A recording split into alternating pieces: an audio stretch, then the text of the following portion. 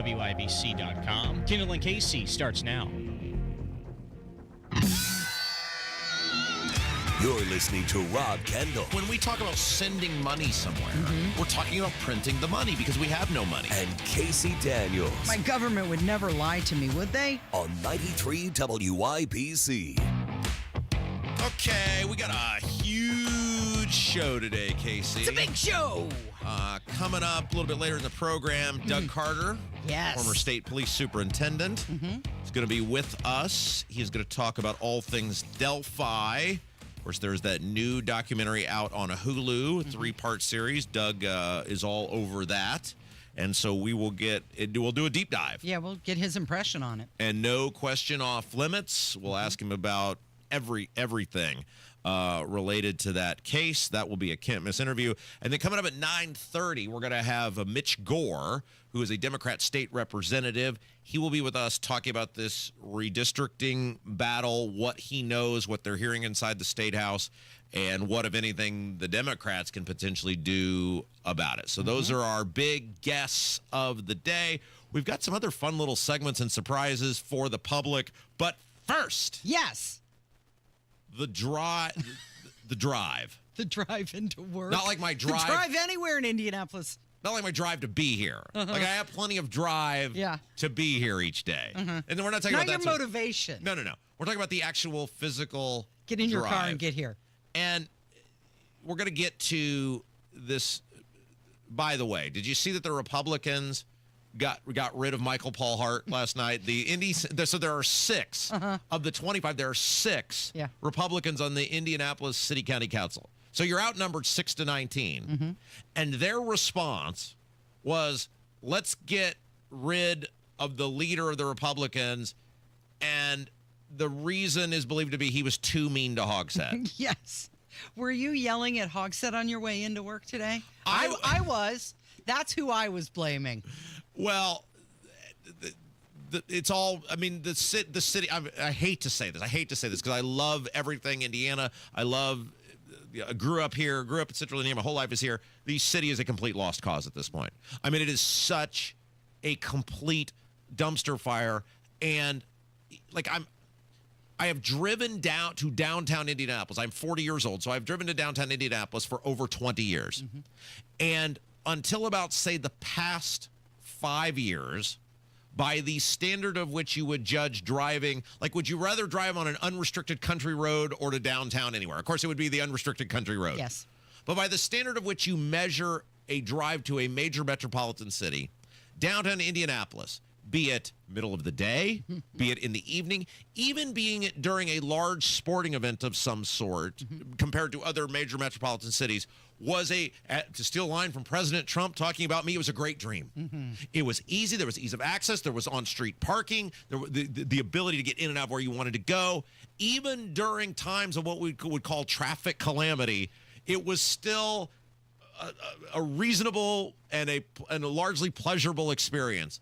And my gosh, Casey, especially over the past 5 years, it is just, I dread driving to work every single day because no matter where you go, no matter what sort of detour you try to take, or no matter what time, you can't move. So when I first started driving to WIBC 9 years ago, it was almost on the dot a 30-minute experience.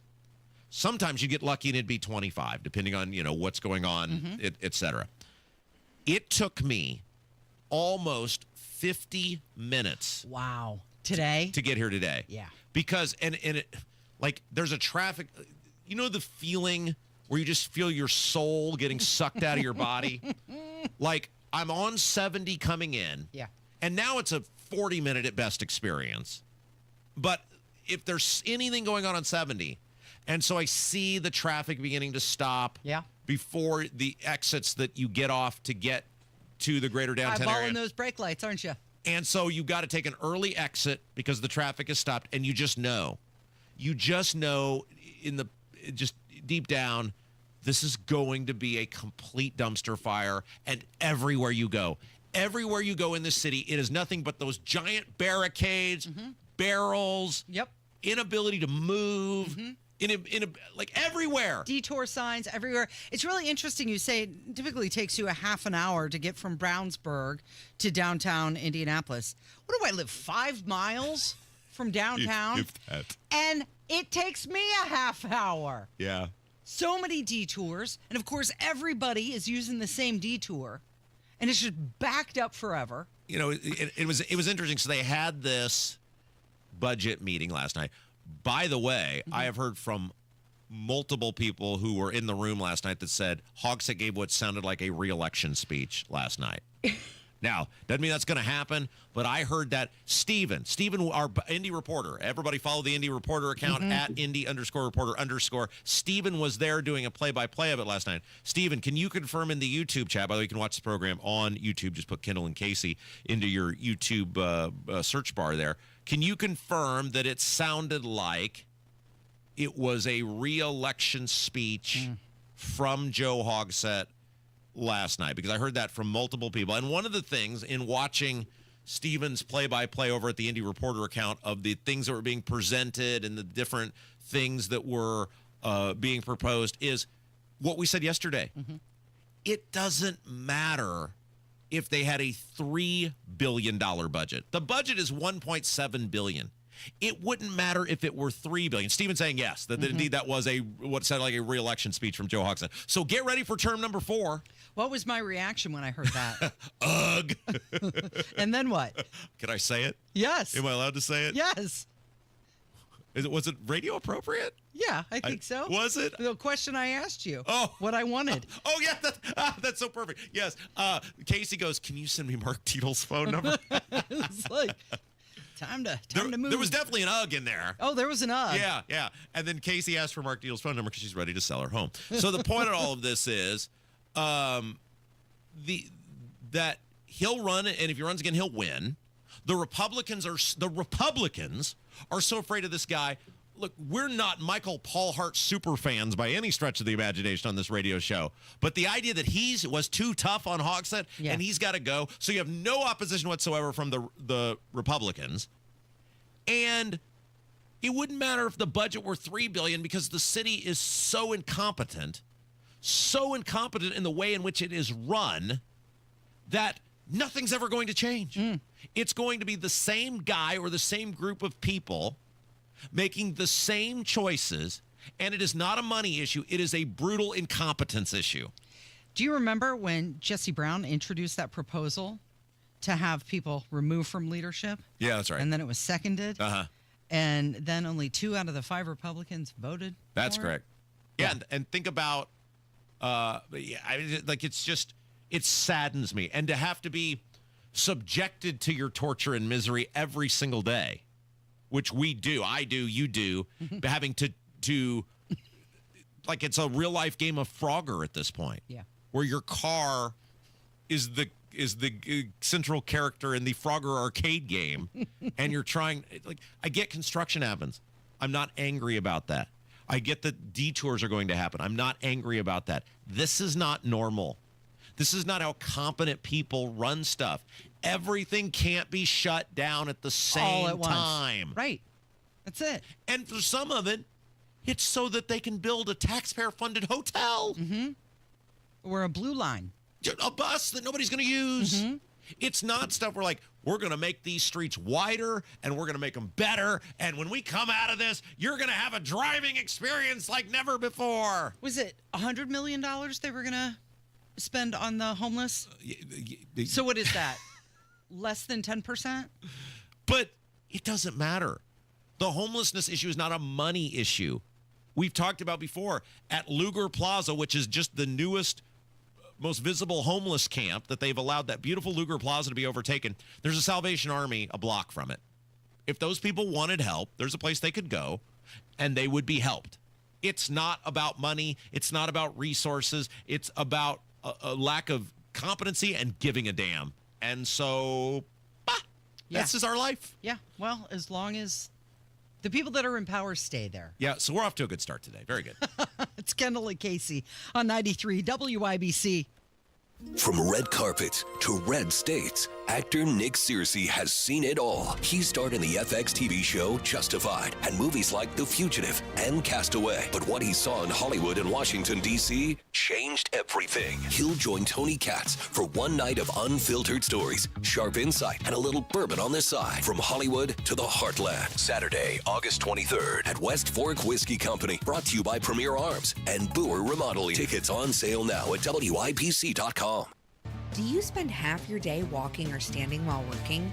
If you have foot, knee, or low back pain, the Good Feet store wants to help you like we helped Tony. Pain that I experience the most is foot pain from being on my feet all day. You're having to kind of talk to yourself through the whole shift, like, I got this, I can do this. Before, I felt defeated, and now it's like, all right, let's go. I'm ready. A whole new life, like sunshine coming on. And here's Dennis. Working at an amusement park, it's always on your feet. I just couldn't take it. I just couldn't believe that putting these arch supports in made that much of a difference that quickly. Good Feet just took that pain away, and I could do my job, and I could take care of my family. I know what my tomorrow is going to be. It's going to be positive, and it's going to be pain-free. You deserve a better life, too. Stop into the Good Feet store today. We're located in Castleton by the Fashion Mall or in Greenwood, just off the 65. Thanks to the Good Feet store. Thanks to the Good Feet store.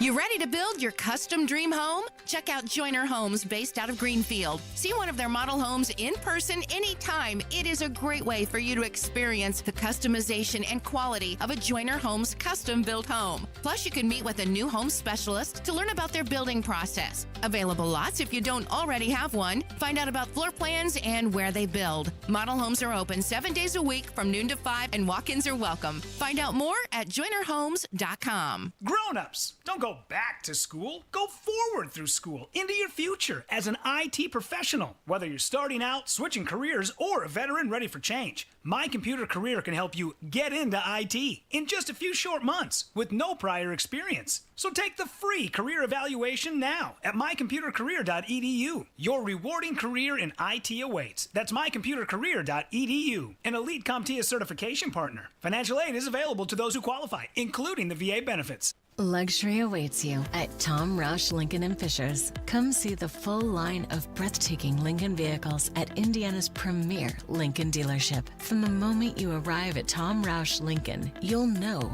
you've arrived. Shop over 200 new Lincolns in our state-of-the-art family-owned and operated dealership with no pressure. Just the award-winning service and respect you deserve, plus complimentary pickup and delivery for service. Luxury awaits you at Tom Roush Lincoln and Fishers. An official message from Medicare. I turned 65 this year. I knew it was time to figure out Medicare, and I had questions, like when to enroll and how to enroll. So I went straight to the official source, Medicare.gov, to get the facts about Medicare. I found answers to all my questions, and I'm ready to get started. And so can you. Just go to Medicare.gov to get the real facts about Medicare. Paid for by the U.S. Department of Health and Human Services. Guys, Low T Center has improved the quality of hundreds of thousands of men's lives across the country. Now women can enjoy the same life-changing, medically guided hormone therapy. Imagine how great you'll both feel. FixMyLowT.com for information and to schedule an appointment. Hey, breaking news. Yeah, what's that? You've been summoned to serve your country. I can't believe it's happening again, Rob. I get home yesterday and I get the mail, and in walks summons for jury service. Oh no. And the date for it. Yes. September 11th. Oh, no. Yeah. Okay, so it's Kendall Casey show, by the way. I'm Rob. That's Casey. Kev is our fabulous producer. So you got in the mail, they just, send you a card of some sort? Yeah, it's a bright yellow card. Okay. And it says summons for jury service. And it's got your juror number, your group number, your juror PIN number. Greetings. You're ordered to appear as a prospective juror for the Marion Circuit and Superior Court on September 11th. Okay, so I have several questions about this. Me too. Like, why do I keep voting? Because nothing happens in town based on my vote, but yet I get called for a jury. You're on a list. Yeah. Well, okay. So first of all, you have been called before. I have. Now you were booted. You were given the bootski. Well, I was never one of the people that actually had to get in line. They said the rest of you that are sitting here, you're dismissed. Oh, so I had such a high number. Oh, very good. So Yeah. what? So what? You get there and they give you some sort of number. Yeah. You have an assigned number, and then based on, I guess, whatever the cases are in front of them that day or who they need, those Those people go into different courtrooms. Yeah, and then you're told to go home. Now, Yeah. there's no way they will actually pick you given what you do for a living. Especially if I'm wearing a big WIBC T-shirt and carrying a Rob Kendall book. I would never do that. Yeah, there's no way they would. And this is what's, I think, most frustrating is this will just be a colossal waste of your time because they will not pick you. There's no defense or prosecution might want you because you're pretty level-headed. No, it could be a civil trial, too. Yeah, I have no idea what it's Maybe about. they might pick you for a civil trial. You have no idea what it's about until you get there. I could see a civil jury of some sort allowing a media personality to be on their jury. My sister-in-law right away when I told her, "Ooh, what's it about?" Yes, of course. Yes. No, I have no idea what it's about. Okay. And I don't know if I'll get picked until you show up that day and they tell you, bring a lunch, plastic utensils. They don't even pay for your lunch? What's the pay? What do we know what the jury pay is? You know what? It said it on the back of the card. It's like $30 for showing up. And then if you get selected on the jury, I believe it's $50. And then it goes up, I believe, to $80 and then possibly $90.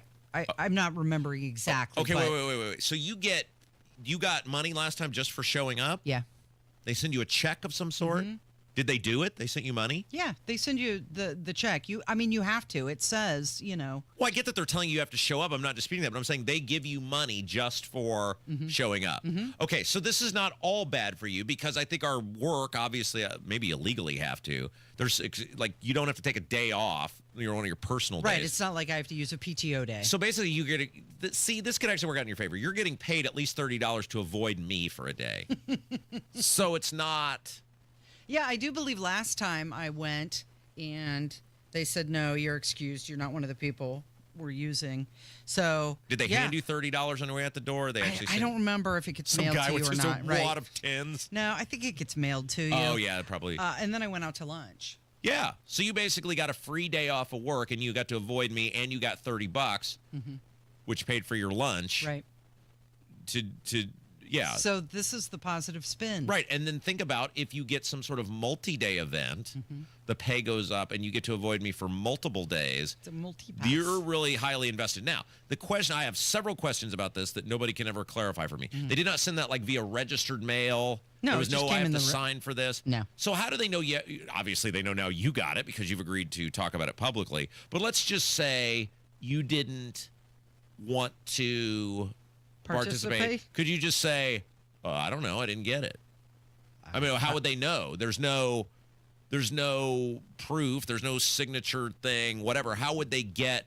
I mean, if there were a pandemic of people wanting to avoid jury service, like say everybody at the same time, just said we're simply not participating, without proof the thing was delivered to your dwelling, or that you even got it. Something could be delivered. The mail could have delivered. Probably somebody could have swiped your mail. First class mail, pre-sorted. Yeah, there's no proof of that. Came out of South Bend. Some guy could have launched your, pilfered your mail or something. Well, I hope not. Well, I would hope not too, but I'm just saying it doesn't seem like there's any actual physical proof. Yeah, and you got to call a number the night before.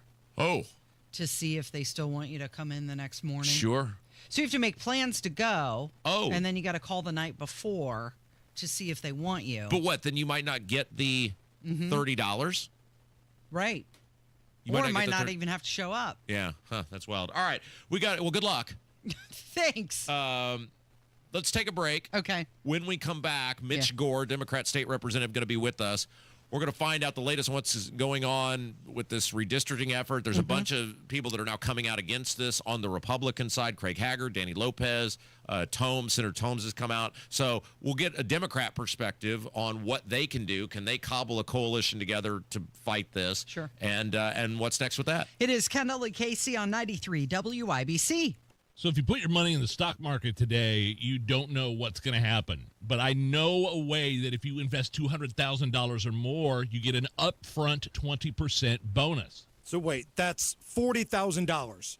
Now you have $240,000. Yeah, exactly. That's right. And you'll earn a competitive return that's averaged more than 10% a year for the past 10 years. And if you get a 10% return on $240,000, that's another $24,000. So now you've got $264,000. Oh, you're quick. And you'll sleep well knowing your money's backed by one of the largest insurance companies in the world. Why wouldn't you? Learn much more by calling Bill Demery. He's your retirement guy. He's my retirement guy. Bill Demery, 317-648-5120. Call 317-648-5120. That's 317-648-5120. Discussing end-of-life matters can be uncomfortable, but it's also necessary to ensure that loved ones' wishes are well known ahead of time. This is Tina McIntosh, president of Joy's House and co-host of the Caregiver Crossing radio program. Up next, I'll share suggestions to help ease anxiety surrounding the talk. Cardon & Associates provides residents with the best senior living options and personalized service. Visit cardon.us to find a community near you. Direct, open, and honest conversation is the best way to discuss end-of-life wishes. Knowing your loved one's preferred treatments and desired arrangements will ready everyone for when the time comes. Also helpful, creating a will or trust to ensure assets are distributed accordingly. And consider an end-of-life doula to assist your family during the process. More tips like this are available anytime at caregivercrossingradio.org. With new weekly content created by Joy's House and distributed in partnership with Network Indiana, we're an on-air and online support group for Hoosier family caregivers. Hear conversations with experts, access the library of online education, and more at caregivercrossingradio.org. It's Hammer and Nigel for Window Nation, and it's the end of summer here in Indy, and your AC is working overtime just trying to keep your house cool and comfortable. What can you do to make a difference? Replace your old or builder-grade windows with new ones from Window Nation. Schedule a consult and get 50% off all window styles, plus you could even get them with zero down, zero payment, zero interest for 2 years, which makes Window Nation more affordable on average than other companies. Window Nation's windows are made from high-quality materials, so they won't let the cool air out during the hot summer. They're so good, they're backed with a lifetime warranty, and they can install them in 1 day or less. With an A-plus rating from the Better Business Bureau and over 3 million windows installed, you can trust Window Nation for quality and service. But you have to hurry. This 50% off window sale ends soon, so don't miss out. Schedule your estimate right now at 866-90-NATION or visit windownation.com. Are you nearly maxed out on your credit cards? It doesn't matter if you're using your credit cards for fun or to survive. At the end of the month, your statements come in, and you can either pay them or you can't. If you can't, late fees and interest rates get tacked on. And now you're struggling just to make the minimum payment due. Do you feel trapped? Am I talking to you? Good, because I personally researched some companies that can help you. They may be able to reduce your credit card balances by 50% and stop the late fees. If you qualify, please call our special debt hotline number right now for a complimentary free 5-minute consultation. Deal with your credit card problem now before it gets much worse and put more money back in your pocket. Trust me, I've been there too. Call right now. 800-948-1659. 800-948-1659. 800-948-1659. That's 800-948-1659. 93 WIBC Mobile News. On the level. On the go. Different claims about D.C.'s crime.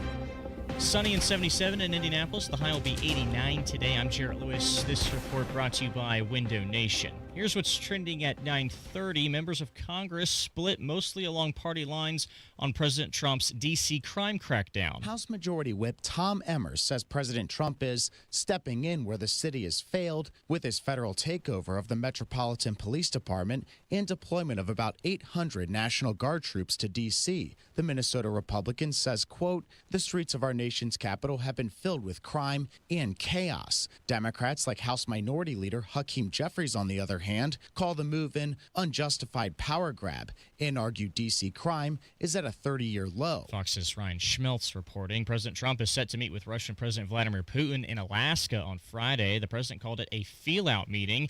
He believes Putin is wanting the war with Ukraine to end. Russian forces currently occupy about 1/5 of Ukraine's territory, stretching from the northeastern portion of that country down to Crimea. President Trump also considering whether to reclassify marijuana as a less dangerous drug. The federal government could potentially move it from a Schedule I drug to a Schedule III drug, making it much easier to buy and sell. President Trump says a decision about that will come within the next few weeks. And now your opening bell report on 93 WIBC, brought to you by Absolute Wealth Management. The Dow is up 145 points to 43,975. The S&P 500 up slightly to 6,373. And the NASDAQ is in the green, too. 177 points it's up so far to 23,526. I'm Jarrett Lewis on the level on the go and at WIBC.com. This is the story of the one. As a lineman, he does whatever it takes to keep the power on in his community. And he wants a partner like Grainger who does the same. Grainger offers the professional-grade products he needs, from voltage detectors to harnesses to hard hats, plus fast, dependable delivery, so he can rise to every challenge. Call 1-800-GRAINGER, click Grainger.com, or just stop by. Grainger, for the ones who get it done.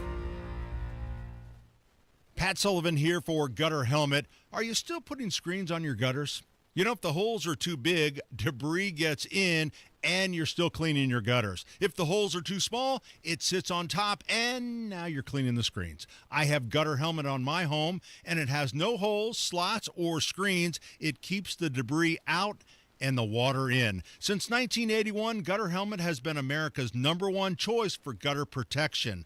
Right now, Gutter Helmet is offering a 17% discount plus 12 months, no interest financing if paid in full within 12 months.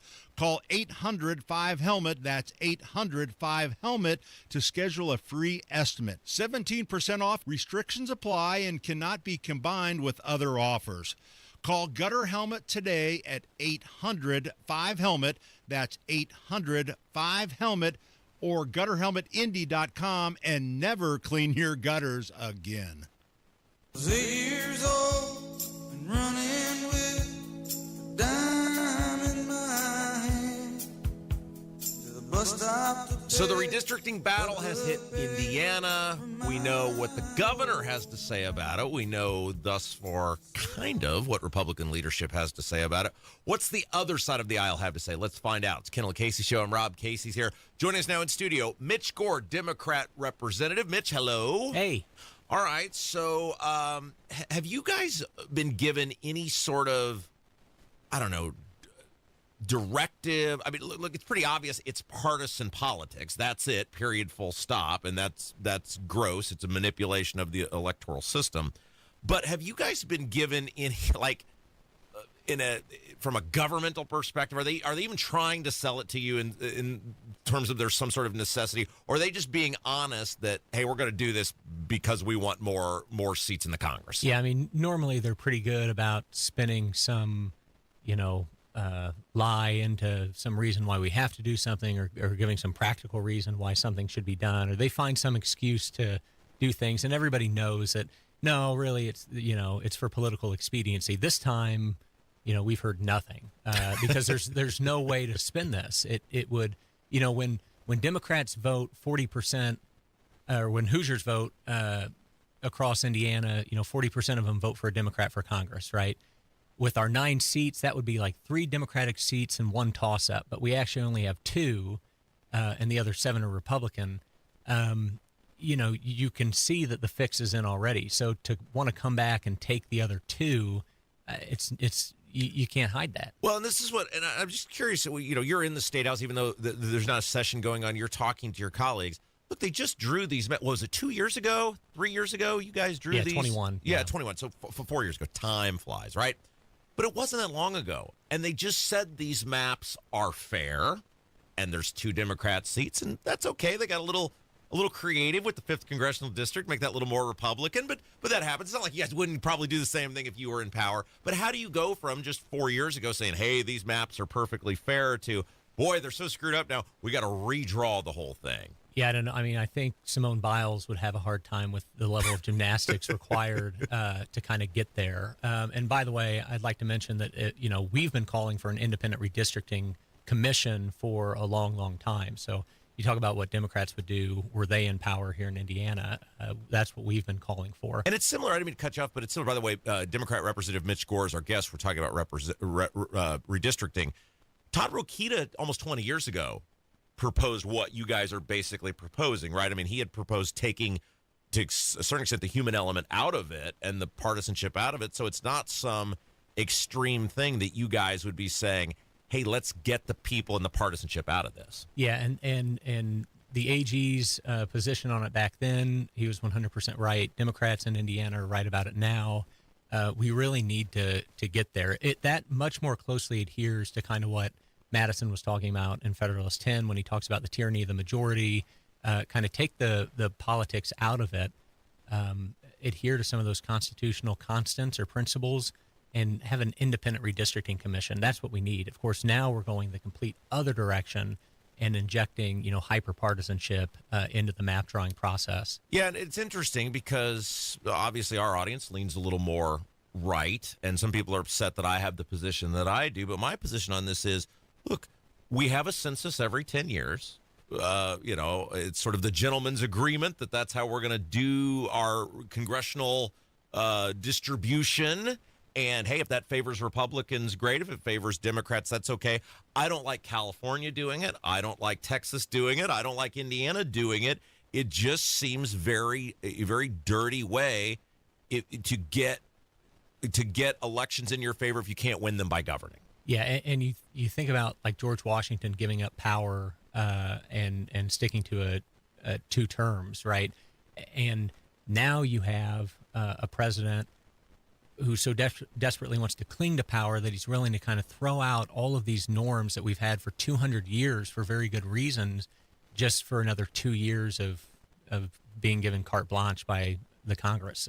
It doesn't make sense. It feels very kind of anti the American experiment to me. So, and I want to come back to that in just a second, because you said something interesting that I think you guys, the Democrats, could do to maybe bolster your case. Feel free to ignore it in the order in which it's received. We'll come back to that in a second, though.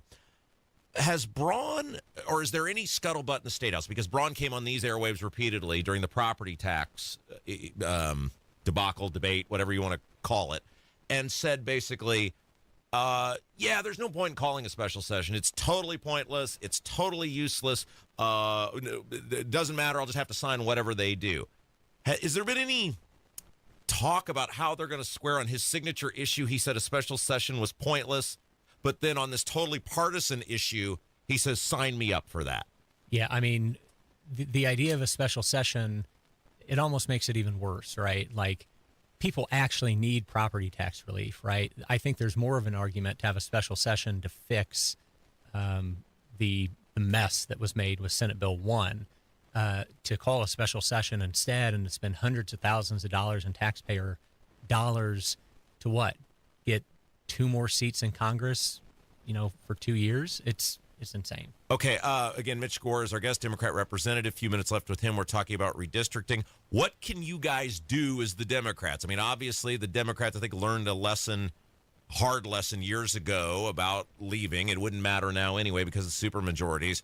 What can you guys do? Do you feel there's a coalition of the willing amongst the Republicans to say, hey, this isn't right, or is this a fait accompli? I mean, I hear from a lot of, my district's very, we're really in the middle. I got Beech Grove, I got the east side of Indy. It's a really interesting district. I hear from a lot of folks, and I have a lot of Republican friends and family members, and to them it feels gross too. And so I'm hoping that, Indiana Democrats are just one in a cacophony of voices that kind of reach out and say, this is really terrible. This is kind of against all those norms that we've had for hundreds of years and maybe altogether, because practically Indiana Democrats can't do much other than raise the issue as much as possible. And then, come next year, maybe clobber some Republicans with it in the elections. Are they going to manipulate just the congressional districts? Or are they talking about House and Senate districts too? I mean, the Indiana Constitution is very clear, and there's established precedent on this matter in an AG opinion from a few decades ago that says you cannot do a mid-decade redistrict on the Indiana House and Senate maps. it follows the decennial census. Do you period. think because there is some spirited debate, I've seen it online, and the internet is never wrong, of course, about whether or not they can even do, and Nikki Kelly from the Indiana Capital Chronicle was on with us last week talking about this, whether they can even do this redistricting. Are you guys, the Democrats, are you guys going to raise those legal issues before this is allowed to go forward? Yeah, I mean, of course we will. And that's the part that kind of irks me almost as much as the issue itself is the hypocrisy baked in, right? Anytime I have a bill, because I'm the only cop in the General Assembly, anytime You're the only one? The only currently serving. Yeah, we have some retired members. But anytime when I had to address the issue of machine gun switches, because Indianapolis cops were getting outgunned on the streets, right? The hoops I had to jump through because it strays kind of close to the Second Amendment. The phrase I heard from Republicans was, well, no, we know it doesn't actually impede upon the language of the Second Amendment, but it's a slippery slope. Well, now we get to this conversation where the Constitution is clear, both the U.S. and the Indiana Constitution. We do these after the decennial census, right? But now Republicans are like, well, technically, we can be a little creative. And so it's the hypocrisy that irks me. Are we sticking to the black and white? Are we not? And they have no good answer because it's all about political expediency for them. Do you think there's any way to stop it from happening? Just like Madison warned against the tyranny of the majority, I know some other founders talked about watering the tree of liberty. Outside of that, I don't know practically in Indiana what we can do. We have to return to a system where there are political consequences for doing things like this. Okay, you mentioned political consequences. What other consequences do you see coming out of this? Well, I mean, hopefully they'd lose in court first. I can't think of any other consequences other than holding them accountable. That's the problem, right? The worst election. thing that can happen to them is they just lose in court because they've gerrymandered the House and Senate districts to where they can't really lose there either. Well, yeah, I mean, ideally they would not be targeting Indiana House and Senate races. But I'm saying they currently have. Oh, well, yeah, I mean, you have that. But, hey, I mean, Democrats can break the supermajority in the House. That's step one. If they do enough, next year's midterm year, it was already looking bad, which is why they have to do this whole, mid-decade redistricting thing, and, maybe they get clobbered. Hey, real quick before we let you go, one of the selling points the Republicans are trying to make on this is, well, we don't want to go through another impeachment with Trump, and if we lose the House, it'll be another impeachment. Should the Democrats take that off the table by just publicly declaring, look, this guy's term limited, he can't run again, we're not going to impeach him, and just take that away from people? Yeah, I would if I were in leadership in the federal Congress, I'd say something like, unless it's something really, right, obvious in your face, and we're not going to go for that. All right. Well, good luck because, I think we've kind of taken the right. The radio guy wished me good luck. Great. My life is forever better. But I think, like I said, I think reasonable people look at this and see it kind of for what it is. And some people are just going to be okay with it because it helps their team. But I think, if you look at what this is about, because someday it'll happen to your side, right? If you do it to their side, someday it'll happen to your side. Your side learned that on the Supreme Court stuff, right, with the judges. And so good luck. We're all counting on you. Well, I appreciate it. You're listening to Kendall and Casey on 93 WIBC. Hammer and Nigel show this afternoon. Governor Mike Braun scheduled to join us in studio. Plus, acting ICE Director Tom Lyons will join us. Big show, 3 o'clock, 93 WIBC. It's Hammer and Nigel for Window Nation, and it's the end of summer here in Indy, and your AC is working overtime just trying to keep your house cool and comfortable. What can you do to make a difference? Replace your old or builder-grade windows with new ones from Window Nation. Schedule a consult and get 50% off all window styles, plus you could even get them with 0 down, 0 payment, 0 interest for 2 years, which makes Window Nation more affordable on average than other companies. Window Nation's windows are made from high-quality materials, so they won't let the cool air out during the hot summer. They're so good, they're backed with a lifetime warranty, and they can install them in 1 day or less. With an A-plus rating from the Better Business Bureau and over 3 million windows installed, you can trust Window Nation for quality and service. But you have to hurry. This 50% off window sale ends soon, so don't miss out. Schedule your estimate right now at 866-90-NATION or visit windownation.com. Nobody cares for you like family. Family Heating and Air. We set out to be the very best of the best, and past couple years we've actually achieved that. For all of the state of Indiana, we've been awarded the Dealer of the Year award twice now. Unlike other brands, that only gets handed to one dealer every year, and we're very proud to have won that twice. Put the best to work for you at FamilyHVAC.net. Family Heating and Air is your trusted local independent American Standard heating and air conditioning dealer.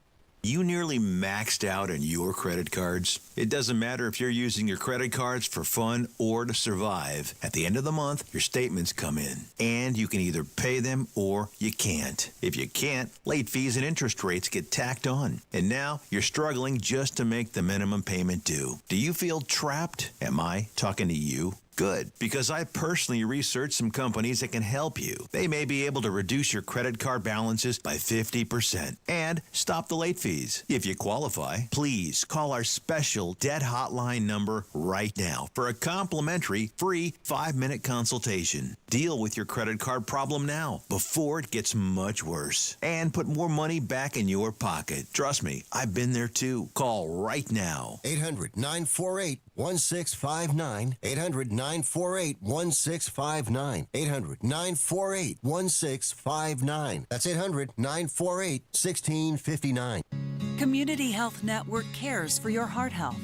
From heart scans and vascular screenings to complex heart procedures, you can count on our expert team for the highest quality cardiovascular care, when and where you need it. Your path to a healthy heart starts with knowing your risk. Schedule a heart scan or vascular screening today. Visit ecommunity.com/heart. Community Health Network. Exceptional care. Simply delivered. This is the story of the one. As a lineman, he does whatever it takes to keep the power on in his community. And he wants a partner like Grainger who does the same.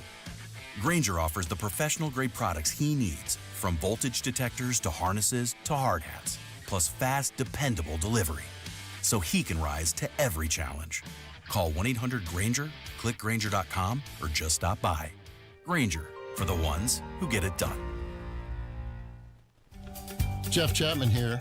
Your home has a lot of systems. We cover them all. Heating, air conditioning, plumbing, drains, and now electrical. Remember the man for all seasons, and now more reasons. Chapman, ChapmanHeating.com.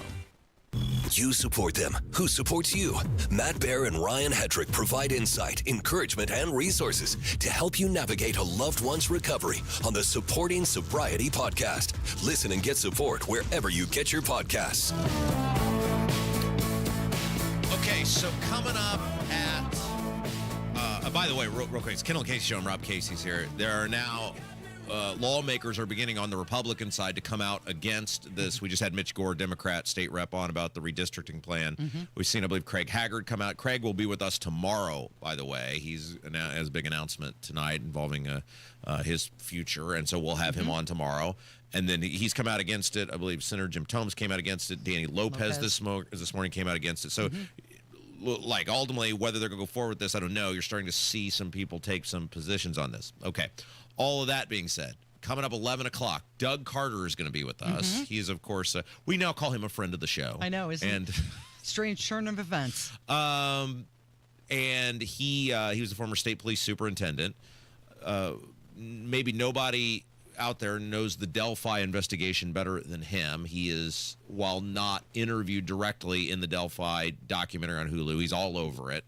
And so he will be with us coming up at 11 o'clock talking about the documentary, about the investigation itself. It's going to be just a fascinating interview. I don't think he's done very many long-form interviews about Delphi, certainly post-conviction. So that'll be very interesting to hear what he has to say. Yeah. So did you see the AOL is ending up their dial-up service? It's still ending it. It still exists? Yeah. Wait.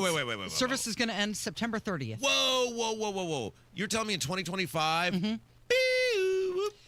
Are you talking about this noise?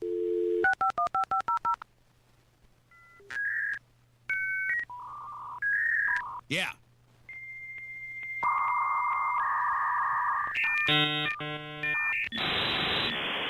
Yeah. That's still a thing in 2025? Yeah, for some people. They announced they're going to discontinue their dial-up internet. I mean, I don't even have a landline phone anymore. Yeah, I mean, I don't even, Kev, do you even know what AOL is? Do you even, I mean, you're 30. we had dial-up until I was like 10. Oh, you did? Yeah. So even 20 years ago, you had dial-up internet. Were you allowed to be on the internet? Yeah, I tried to use YouTube, but when my grandma would call it always kicked me off the internet. Okay, so I'm sure, obviously, most people hearing our voice would know what AOL was, but it was the kind of first mainstream version of the internet in which you had to have a phone line. Yeah. And you would plug your computer into this phone line, and this program would then, it sounded like you were dialing a phone number, and it would connect you to the internet. Casey, don't ask me how I know this. You know how long it took to download a photo? A while? Yeah.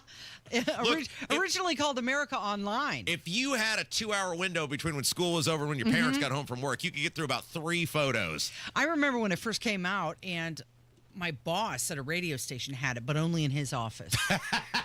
So everybody would go back there. And what is this internet thing? And then there was some upgrade of AOL that was a big deal. It went from certain K to another K, and that was a huge... And the free trial CD-ROMs that they would send out. That's right, because it was a subscription-based thing. It was through your phone company, I think, right? Was that, if I remember that correctly?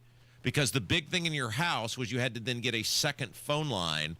Otherwise, you couldn't be on the phone. Or you'd be kicked off when Kevin's grandma called. That's right. That's right. And the computer at the same time. And I think Kevin is correct. The phone, although I don't know. I thought if you called and you were on the internet, it gave a busy signal. I thought that was the deal. You would get a busy signal because you were literally on the phone. Yeah. So in 21, Verizon sold AOL and Yahoo to Apollo Global Management for $5 billion. What year? 21. 21. Yahoo's still around? Yes. Yahoo is still around. No kidding. AOL, For how much? AOL is now part of Yahoo. But what does AOL do? No, but what percent? Do people still have the AOL email? Well, okay, but how are they making money on that? I don't believe they are. Well, but they paid $5 billion for it. They must have there was some way to. I mean, this is dumber than the people that bought MySpace. There must be some way if you paid $5 billion for something, because the mega merger is AOL a news site now? One of the mega mergers of my youth was the AOL Time Warner merger. That was the beginning of the end of basically both of those companies. Is when AOL Time Warner, the cable company, and AOL merged together, and that. I mean, people. Correct me if I'm wrong. You're a little more seasoned than I am. People lost massive amounts of money. Ted Turner lost a fortune in the AOL Time Warner merger because Time Warner, he had basic control over Time Warner, and then during that merger he was put in a corner and told goodbye grandpa, and then ended up losing a fortune on that. Boy, I can't believe it's still around. Well, there is an AOL.com. And they say they're news, politics, sports, mail, and the latest headlines. So that's how they're making their money. You can still get on AOL Mail. Who's going there for their news, though? Who's like, you know what? There's some breaking must-have information. I'll go to AOL. AOL. Who's working for AOL? Do they have employees? Do they have people that, they sign checks over to, who do work on their behalf? I didn't even know it was still around. According to the picture... There's a guy working right there. According to the picture on the internet, yeah. What are we doing? What's coming up next? We got to talk about Donald Trump and the things he said about Washington, D.C. yesterday, what's going on there, and lots of good stuff on the way. With Kendall and Casey on 93 WIBC. Citizens, since we each upgraded to Xfinity in our homes, the Wi-Fi has been booming. It's fair to say our town has officially become a boomtown. Mayor, will I be able to drop into multiplayer gaming battles with low lag? The lag won't be an issue, but your questionable skills may be. And what if I have hundreds of devices on the Wi-Fi? Purely hypothetical. Seems like a lot, but sure, hundreds of devices all booming together with the Xfinity Gateway.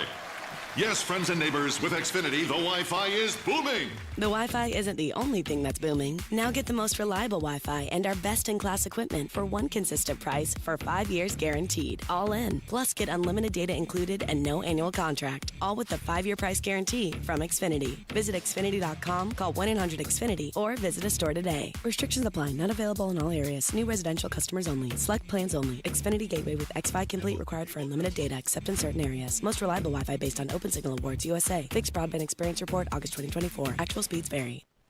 Hey guys, it's Rob for Universal Windows Direct. And right now, Universal Windows Direct has an incredible deal going on. So if you've been thinking about upgrading the windows in your home, now could be the perfect time to strike. First of all, get this. For every 2 windows you buy, you're going to get the next 2 free. And there's no limit. So you got 8 windows that need replacing, you only pay for 4. It's that simple.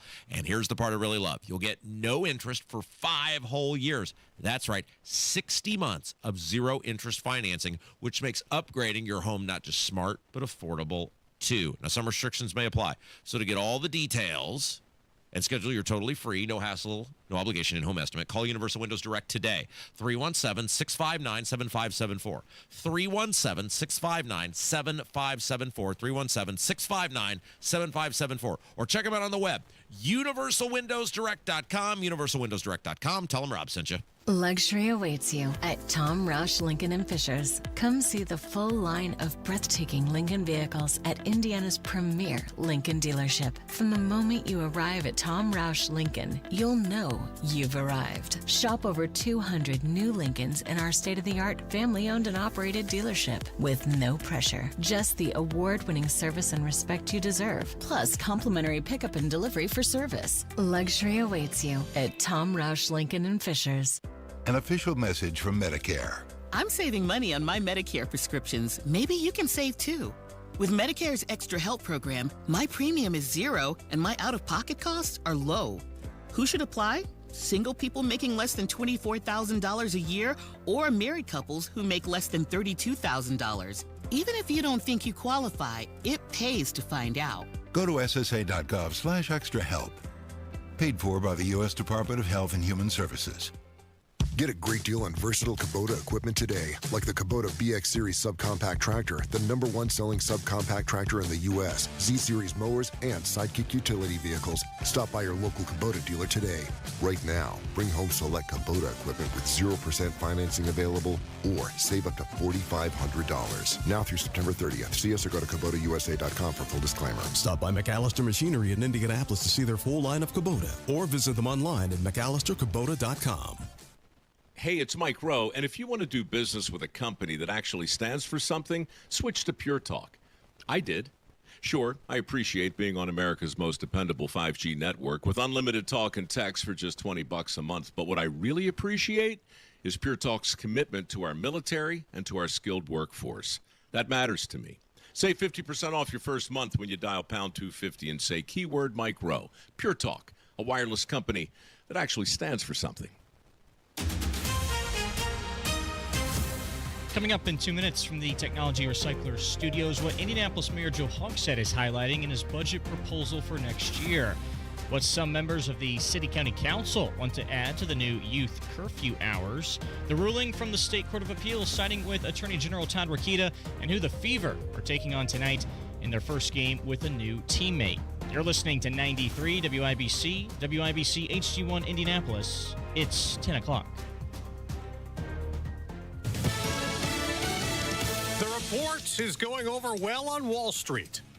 I'm Dave Anthony, Fox News. The Dow is up 247 points. The NASDAQ hit a new all-time high this morning after a better-than-expected inflation update. The Consumer Price Index moderated in July, increasing a cooler 0.2% and remaining at 2.7% for the year ending in July. That's Fox's Ginny Casola. Now, lower energy prices helped keep inflation modest amid the worry about tariffs leading to overall price spikes. The tariffs on Chinese imports were supposed to surge back up to 145% this morning, but President Trump pushed that back in an executive order 3 months, keeping the tariff at the current 30%. The extension is intended to allow more negotiations between U.S. and Chinese officials on a broader trade deal. We'll see what happens. They've been dealing quite nicely. The relationship is very good with President Xi and myself. President Trump has said he could meet later this year with Chinese President Xi Jinping. That's Fox's Jared Halpern at the White House. 3 days before the Trump-Putin summit in Alaska, European leaders are concerned, putting out a statement this morning. While they welcome the president trying to end Russian leader Vladimir Putin's war against Ukraine, the path to peace cannot be decided without Ukraine. Its leader will not be at the meeting.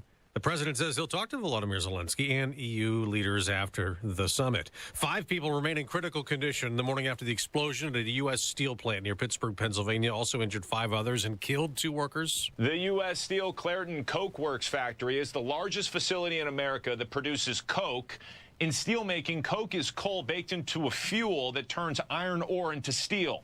County officials say there are no signs of toxic chemicals in the air, but they are warning people within a mile of the plant to stay inside, close all windows and doors, and set their HVAC systems to recirculate out of an abundance of caution. Fox's Nate Foy. They're still trying to determine what caused that explosion. America's listening to Fox News.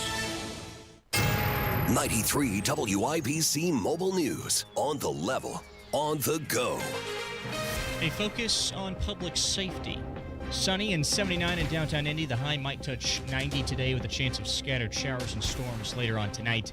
I'm Jarrett Lewis. This report is brought to you by Moss Roofing. Here's what's trending at 10:02. Public safety will be fully funded if Indianapolis Mayor Joe Hogsett's proposed budget is approved. Ryan Hedrick reports. This year's budget reflects the need for operational efficiency. Hogsett presenting his $1.7 billion 26 budget to the City Council on Monday, with $800 million going to IMPD, the Fire Department, and the Marion County Sheriff's Office. I am pleased that this administration has now hired more than 900 police officers. And Hogsett said that IMPD would get a $20 million boost in next year's budget. Ryan Hedrick, 93 WIBC Mobile News. New curfew hours are going into effect immediately following Monday night's meeting of the Indianapolis City County Council. Now council members are looking at potentially penalizing parents of kids who don't follow those new rules. We're proposing fines of $500 on the second violation for the parent and fines of up of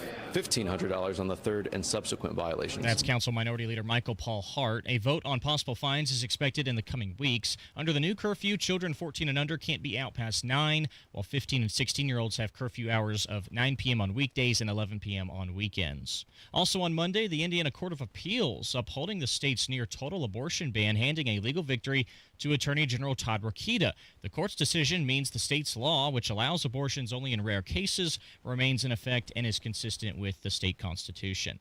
Colts offensive coordinator Jim Bob Cooter continues to assess the quarterback play at training camp between Anthony Richardson and Daniel Jones. We expected competition to bring out the best in both of them, and that's what we're seeing. Hey, it hasn't been perfect here, there, whatever, right? We get our pluses and our minuses. The Colts will play Green Bay at Lucas Oil Stadium on Saturday. And the Indiana Fever are taking on the Dallas Wings this evening inside Gainbridge Fieldhouse, and with a new point guard in Odyssey Sims. Head coach Stephanie White on adding the veteran. Her efficiency in the two-man game. She's been really good in the two-man her whole career. Her ability to get downhill and to make plays for herself and others.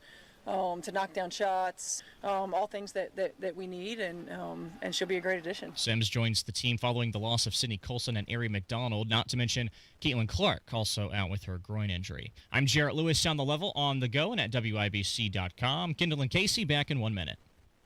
The kids are heading back to school, and let's be honest, you're finally getting the house to yourself again, which makes now the perfect time to take care of that roof, siding, or gutters you've been putting off. And Moss Roofing is here to help. Moss Roofing has been helping Central Indiana homeowners for 34 years. They're family-owned, locally rooted, and known for doing things right every single time. Free inspections, honest advice, and top-quality work on roofing, siding, gutters, and windows. They treat your home like it's their own, and they clean up like they were never there. repair. That's why they've got great reviews and a loyal following of happy homeowners. So don't put it off any longer. Let Moss Roofing check your roof, your siding, and your gutters to make sure they're ready for the winter ahead. For your free inspection, call 317-747-3665. Tell them Tony Katz sent you. 317-747-3665. Moss Roofing, 747-3665, or online at Moss, M-O-S-S, mossroofing.com. You're listening to Rob Kendall. When we talk about sending money somewhere, we're talking about printing the money because we have no money. And Casey Daniels. My government would never lie to me, would they? On 93 WYPC. So everybody's doing the curfew these days, and I don't know if that's going to work out as well as they think or hope it is. In the case of our president now, he's just taking over an entire major metropolitan area. Yeah. We'll get to both of those things. So yesterday, President Trump, he pledged to make D.C. safe, smart, and beautiful. This all happened during a White House press conference. So he signed a memorandum to activate the D.C. National Guard. Okay, and he's doing this because violence and tomfoolery is even by what? Look, Washington, D.C., you'll back me up on this case. It's a pretty crummy place. Parts of it, yeah. Yeah. It can be dangerous. I mean, that's what I'm saying. Like, you get in your mind these great visuals, which they are. They're incredible. Lincoln Memorial, Washington Monument, everything. All of these things, right? And they're incredible things. And if you've never been to Washington, D.C., I drove by force. Have I ever told you this story? This is how wasteful our government is. This was one of the many reasons that... Oh, when you were on the licensing board? Yeah, this is one of the Rob Kendall origin stories where they, the state made me, when I was the pharmacy board, when I was the head of the pharmacy board, they made me go on a trip to Washington, D.C. And I told them, I'm like, there's nothing I'm going to learn there that is of any value to this that we're doing here in terms of serving people. Like, I'd be far more valuable to the taxpayers to just sit here and help our understaffed customer service reps answer phones and process paperwork, because that's who we serve. No, you have to go. But why? Because we've always gone. That doesn't really seem like A, a good reason, and B, a great use of taxpayer money. But I went by force, got in my automobile, and charioted myself halfway across the country and went for 2 days. In very brief amount of time, I got to walk around down there because, as I said, it was a complete waste of time. When was that you went? What year was that? Oh, that'd have been 2014, I think. Okay, so that predates the Zoom meetings or Teams. Something you could have done online. They did have telephones back then, though. Right. They did have for any information that would have been pertinent. What time of year was it? Oh, it was fall-ish, late. No, it was late summer-ish, I think. So it was past the cherry blossom season. Yeah, again, but the point is, it was fine, but you're very aware when you're down there, there's certain areas, certain alleyways you ought not be turning in. And as it has been more than a decade since I've been there, I'm only guessing it's gotten progressively worse. Just a little bit better. Trump cited total lawlessness with youth gangs on ATVs and entire neighborhoods that have emergency curfews. He said his efforts are going to include removing trash, graffiti, repairing broken marble panels, and cleaning up the homeless. Okay, but does the federal government do anything well? Are we going to have the National Guard cleaning up the homeless? He said that the 100 to 200 troops are going to support law enforcement with administrative, logistical, and physical presence. So the babysitters. Yeah. How'd that go in Iraq? The National Guard is babysitters. Look, it's fine if you're going to say a single event, like, say the riots of 2020. If you know there's going to, in a moment or a day or days or whatever, be the potential for mass chaos and calamity, and you're saying, hey, we're shutting everything down, like should have been done here in 2020, that's okay. No problem with it. But they're not designed to be infinite babysitters. And what does that say about your city? You're not addressing the root cause, because what sort of visual is that? Hey, come see us. It's great here. It's so safe. We got to run out the National Guard to keep things under control. The visual, It's horrible. And until you address the root cause, whether it's there or whether it's here, this is just some bizarro Band-Aid that may or may not even actually help. He said troops are going to work alongside D.C. police and also federal law enforcement. And everybody is saying, but crime is being reported to be down in D.C. And Jeanine Pirro, the former Fox. Yes. She had a Who I got in trouble for saying she was the mouthy lady on Fox News. Yeah, Somebody got mad at me about that. Well, she had a comment about that when she was asked about crime being down in D.C. Why now? Because, it may be down, but the question is always down from what? If we had the fourth largest highest homicide rate in the country 2 years ago, all of a sudden it goes down. People want to pat themselves on the back? No way. Talk to any of the crime victims. I was just at a college a couple weeks ago where I had photos of young kids who were victims of homicides, of shootings, and it happens over and over again. It's not okay because it's down from last year. It's bad. This is the nation's capital. This is a shining city on the hill. We're not going to tolerate it. People are afraid to come to this city. Yeah, but what is the city now? It's the home of a cesspool of rotten, corrupt people who regularly put themselves and their own interest ahead of the American people. That's what that city does. That's who it houses. So don't give me this moral high horse BS when that's the core of your existence, is bloated, inefficient, ineffective government that regularly rewards donors and lobbyists and power over the people that it's elected to serve. Don't give me some moral high horse argument about how we must do this or we must do that on behalf of the... You're doing that on behalf of yourself. So Donald Trump gave a little story about something that his father told him when he was young. Said, my father always used to tell me, I had a wonderful father, very smart, and he used to say, son, when you walk into a restaurant and you see a dirty front door, don't go in. Because if the front door is dirty, the kitchen's dirty also. Same thing with the Capitol. If our Capitol's dirty, our whole country is dirty, and they don't respect us. So it's a very good question, actually. It sounds to me like he's using the, the Rudy Giuliani move of the broken window. Like, clean it up, and then the crime will go away. That's fine. There's nothing wrong with that or pressing for a better, more efficient nation's capital. But as long as there is an element of local control about that, you're not going to solve that. You have to have all hands on deck, all hands on board, everybody moving.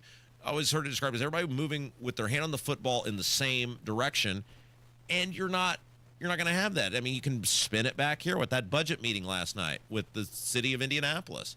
$1.7 billion. And it's not going to make a damn bit of difference. They could be $3 billion. It wouldn't make any difference because you don't have the same people pulling in the same position for the same desired outcome. And thus, Braun could unleash the National Guard here. It wouldn't make the city any better. I mean, sure, maybe for pockets in moments, but you can't have them out 24 hours a day, 7 days a week. And if a bunch of them are doing administrative work anyway, it's a societal thing. It's a governmental thing, and it's a belief system thing, and we don't have the will in most of our major metropolitan cities now because they've been overrun by crazy people, and a lot of the decent people have gotten out to the political will to fix the thing. Okay, so what is Indianapolis's answer to crime? It is to pass updated curfew hours for minors. Now, they passed the hours but not the fines? Is that my understanding? So the hours go into effect immediately for the next 120 days. If you're 14 or under, you have to be indoors by 9 p.m. daily. Ages 15 through 16, it's 9 p.m. on weekdays, 11 p.m. on weekends. 17-year-olds are not affected by the curfew.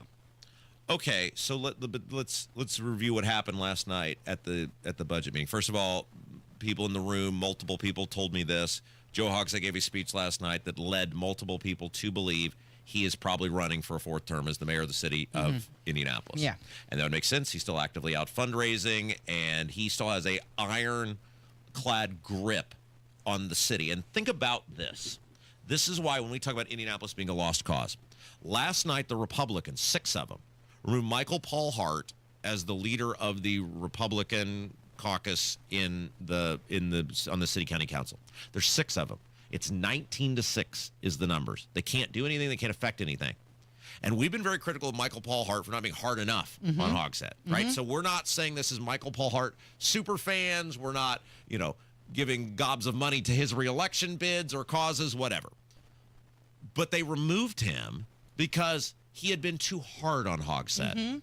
Mowry and Anee and the rest of those guys, other than Josh Bain, were mad that of the brief and very relatively ineffective statements or positions that Michael Paul Hart had taken that were counter to Hogshead, well, that was too much for them. And so now he's out as the leader, and they put that Brian Mowry guy in charge, which means it is just a rubber stamps are us. Whatever Hogshead wants. We have given over this city. Everybody knows the problems of Hogshead. We don't have to revisit them again. Personally, the problems of Hogshead. Professionally, it's been on full display. And yet even the Republicans are like, hey, can't go at Hogshead. What does he have on everyone? Why not? This is the question I keep asking. What does this miserable, rotten failure have on everybody? Does he have nudes of everyone? I mean, what is it? Why will no one stand up to this guy? In the Democrat caucus, you stand up to Hogshead, you get thrown out. Ask Jesse Brown. In the Republican caucus, you stand up to Hogshead. You don't get thrown out, I guess, because they don't have enough of them to throw people out, but you get demoted. What is going on? Sometimes you have to issue an apology, even. Marion County is a lost cause. All right, let's take a break. What are we doing next? It is Kendall and Casey. It's 93 WIBC. Sun's up, the coffee is brewing, and Tony Katz is your morning information barista. Tony Katz, good to be with you. Clarity. We're not interested in having this debate. We're only interested in honestly addressing the issue. Context. We should not present this in any other light. The objective is the destruction of Western civilization. And a little caffeine. Only the Constitution should rule. Tony Katz in the morning news. Weekdays 6 till 9 on 93 WIBC. Transform your home with Galaxy Concrete Coatings. You can say goodbye to cracked, stained, and dirty old floors and hello to durable, stunning surfaces that last. Their cutting-edge technology ensures a beautiful finish every time, and you get to pick out the color. Upgrade your home today by calling Galaxy Concrete Coatings. They're for garage floors, driveways, pool decks, and patios. And they come with a lifetime warranty and one-day professional installation. The phone number, 877-417-0635. You can find them online, too. GalaxyConcreteCoatings.com. Lanny went to college and racked up huge debt. A little bit over $100,000.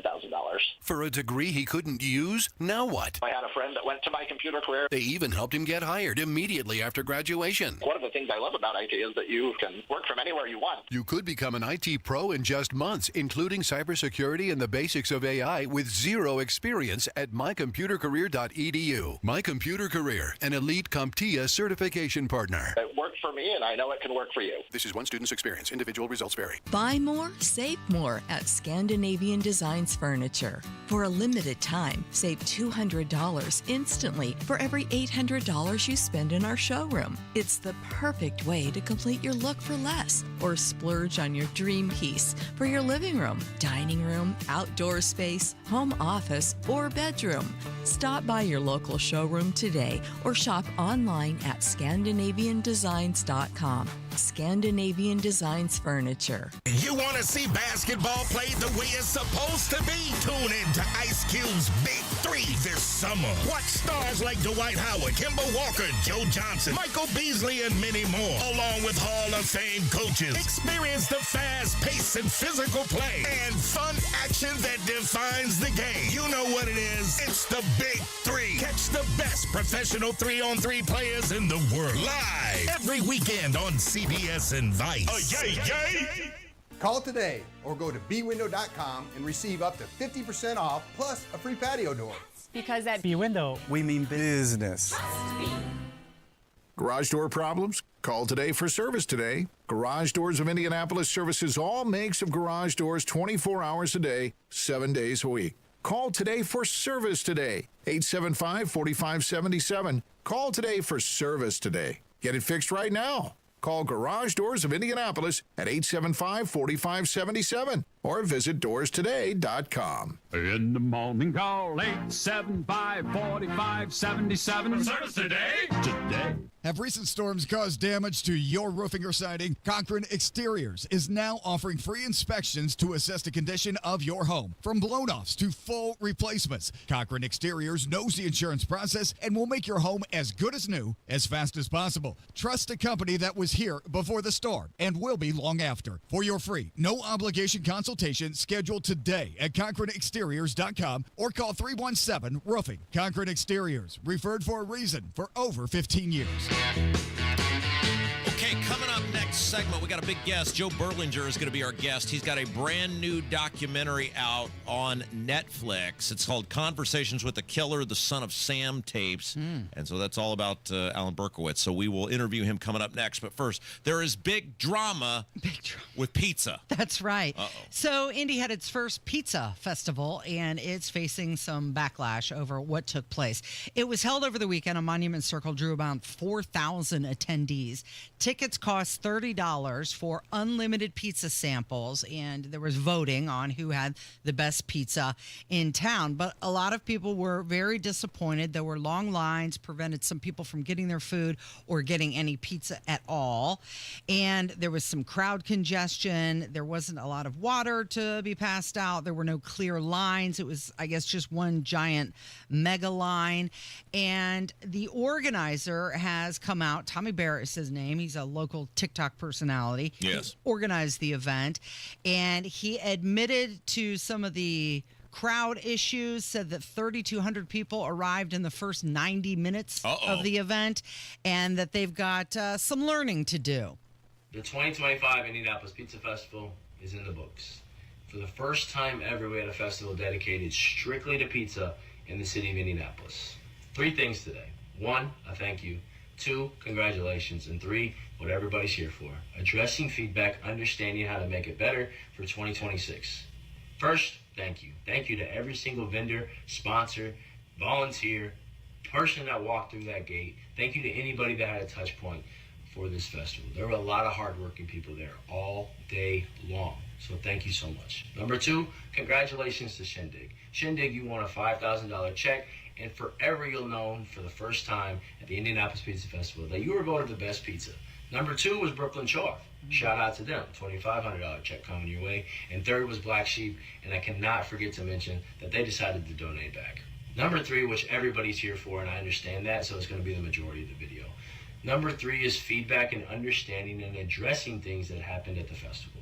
First, let's talk about the passion for pizza that you guys... So he goes on, he goes on Casey. to defend the festival, and he says that it was a learning experience. They plan to return next year, but he stated that there will be no refunds issued. But he did everything but the thing. He got to it eventually. Well, that's my point. Like, so what's he doing? He's not giving anybody their money back? They had an unpleasurable experience? And the guy's like, well, too bad. Yep, we'll get it right next year. Well, okay, so... the issue here was what? The lines at the event? So it was open for 6 hours, but, he's saying that so many people showed up within the first hour and a half. Okay, all right. They weren't prepared. Yeah, but okay. And I don't think anybody's saying there's any ill intent here, but wouldn't common sense tell you if you have a food-driven event, now you go to these things, a food-driven event, that people are most likely to attend the food-driven event at the time they are most used to eating food, right? Which would be a lunchtime, right? Noon to right? 1:30. Yeah. This should not probably have been a surprise that you would have the most amount of customers or patrons or whatever to your event during the time at which they are normally used to eating lunch. Yeah. It seems to me, though, he did say that there were some growing pains. They plan to make improvements for next year. So he kind of was going through the 3-step process. Well, what was a ticket? What did you have to pay? $30. $30. See, okay, here's my question on this, just from a pure financial nuts and bolts standpoint. How much pizza would you have to eat to have $30 worth of pizza? A lot. That's a lot of pizza. I mean, you get Domino's can get like an entire large carryout for $6 or $7.99. Okay, that's what, 4 of those, right? Who's eating 4 large pizzas? Now, I get there's variety and the blah, blah, blah and whatever. I'm just saying from a pure, and I also understand that another thing like that's it's not always just dollars in, dollars out experience or whatever. But part of the proceeds are going to go to the United Way of Central Indiana as well. Okay, very good. Well, all right. Are you going to go next year? Would you, okay, let me phrase it like this. We got about a minute left here. If you had a negative experience, like these people apparently did, and somebody gave the video that guy just gave, where it appeared item number 78 was the corrective, the corrective action, right? Would you have any faith that it's going to be better next year? Would you pay $30 again after you'd had a bad experience? No, probably not. Yeah, that's my point. But I would be interested to see what changes they do implement. Yeah, Yes. Anyway, I'm with you 100%. All right, so let's take a break. When we come back, we are scheduled to speak with Joe Berlinger. He is the filmmaker for the new documentary, 3-part Netflix series, Conversations with the Killer, the Son of Sam tapes. We'll hope to connect with him when we come back. It's Kendall Casey on 93 WIBC. Nobody cares for you like family. Family Heating and Air. Hi, this is Malia with Family Heating and Air, and as a mom myself, I know it's really important to keep the kiddos healthy. Air quality, humidity, those are super big issues on my concern list. If you share any of these concerns, give family a call, 317-577-8077. Family Heating and Air is your trusted local independent American Standard heating and air conditioning dealer. Community Health Network cares for your heart health. From heart scans and vascular screenings to complex heart procedures, you can count on our expert team for the highest quality cardiovascular care, when and where you need it. Your path to a healthy heart starts with knowing your risk. Schedule a heart scan or vascular screening today. Visit ecommunity.com/heart. Community Health Network. Exceptional care. Simply delivered. So if you put your money in the stock market today, you don't know what's going to happen. But I know a way that if you invest $200,000 or more, you get an upfront 20% bonus. So wait, that's $40,000. Now you have $240,000. Yeah, exactly. That's right. And you'll earn a competitive return that's averaged more than 10% a year for the past 10 years. And if you get a 10% return on $240,000, that's another $24,000. So now you've got $264,000.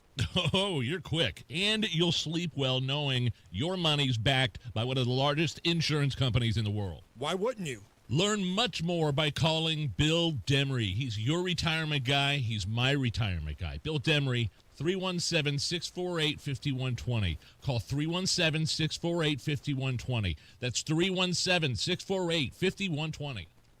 It's Terry Stacy, and not too many locally owned businesses in central Indiana have been around 80 years, but Cardwell Do It Best Home Center on the south side has stood the test of time. This year, Cardwell Do It Best is celebrating 80 years of serving Indianapolis, and they're saying thank you with some really great deals. Cardwell Do It Best is your discount roofing headquarters, featuring dimensional roofing as low as $21 per bundle. With a wide variety of colors in stock, you'll find the perfect match for your home. Need to freshen up inside? Check out their full line of best look quality paints by Sherwin-Williams with paint and primer in one and custom computer paint matching to get your color just right. And for the yard, they carry a full line of trusted lawn and garden products, including Scott's Lawn Care to keep your grass green. Come celebrate 80 years strong at Cardwell Do It Best, locally owned, community trusted, and always ready to help you do it best. 3205 Madison Avenue, or shop online at cardwellhomecenter.com.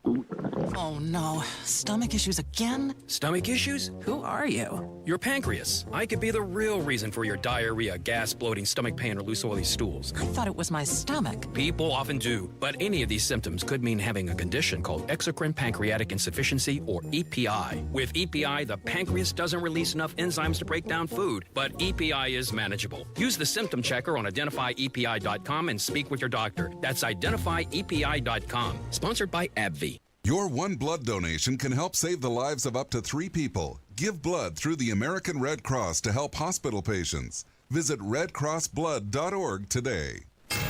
93 WIBC Mobile News. On the level, on the go. Focusing on fixing D.C.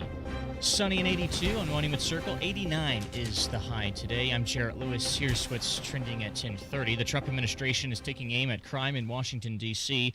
and taking control of law enforcement in the nation's capital. The D.C. Police Department is now under the control of Attorney General Pam Bondi. The first time in history such a move has been made. 800 National Guard troops also on standby from the Pentagon. U.S. Attorney Janine Perro for D.C. says that the no-cash bail policy allowing people out of custody based on risk assessment is one of the chief problems in the nation's capital. Now, violent crime in Washington, D.C. is actually down 26% since last year, according to the city's own statistics from the police department. Now, D.C. Mayor Muriel Bowser was not given a heads up about the move by the administration before the president made the announcement. Fox's David Spunt reporting. The federal government could potentially move marijuana from a Schedule I drug to a Schedule III drug, making it much easier to buy and sell. President Trump says a decision on whether to reclassify marijuana will come within the next few weeks. New York City mayoral candidate Zohran Mamdani holding a campaign event in Brooklyn. Alongside some other city officials today, the Democratic candidate is vowing to work to make the city more affordable. Some of his proposals, though, include freezing rent on thousands of apartment units and a pilot program for city-run grocery stores. In baseball, superstar Shohei Ohtani and his agent are being sued for claims of tortious interference and unjust enrichment by a real estate developer and listing agent in Hawaii. The two claim that Ohtani and his agent got them fired from a $240 million housing development project. Ohtani was a celebrity endorsement for that project. I'm Jarrett Lewis on The Level, on the go, and on WIBC.com.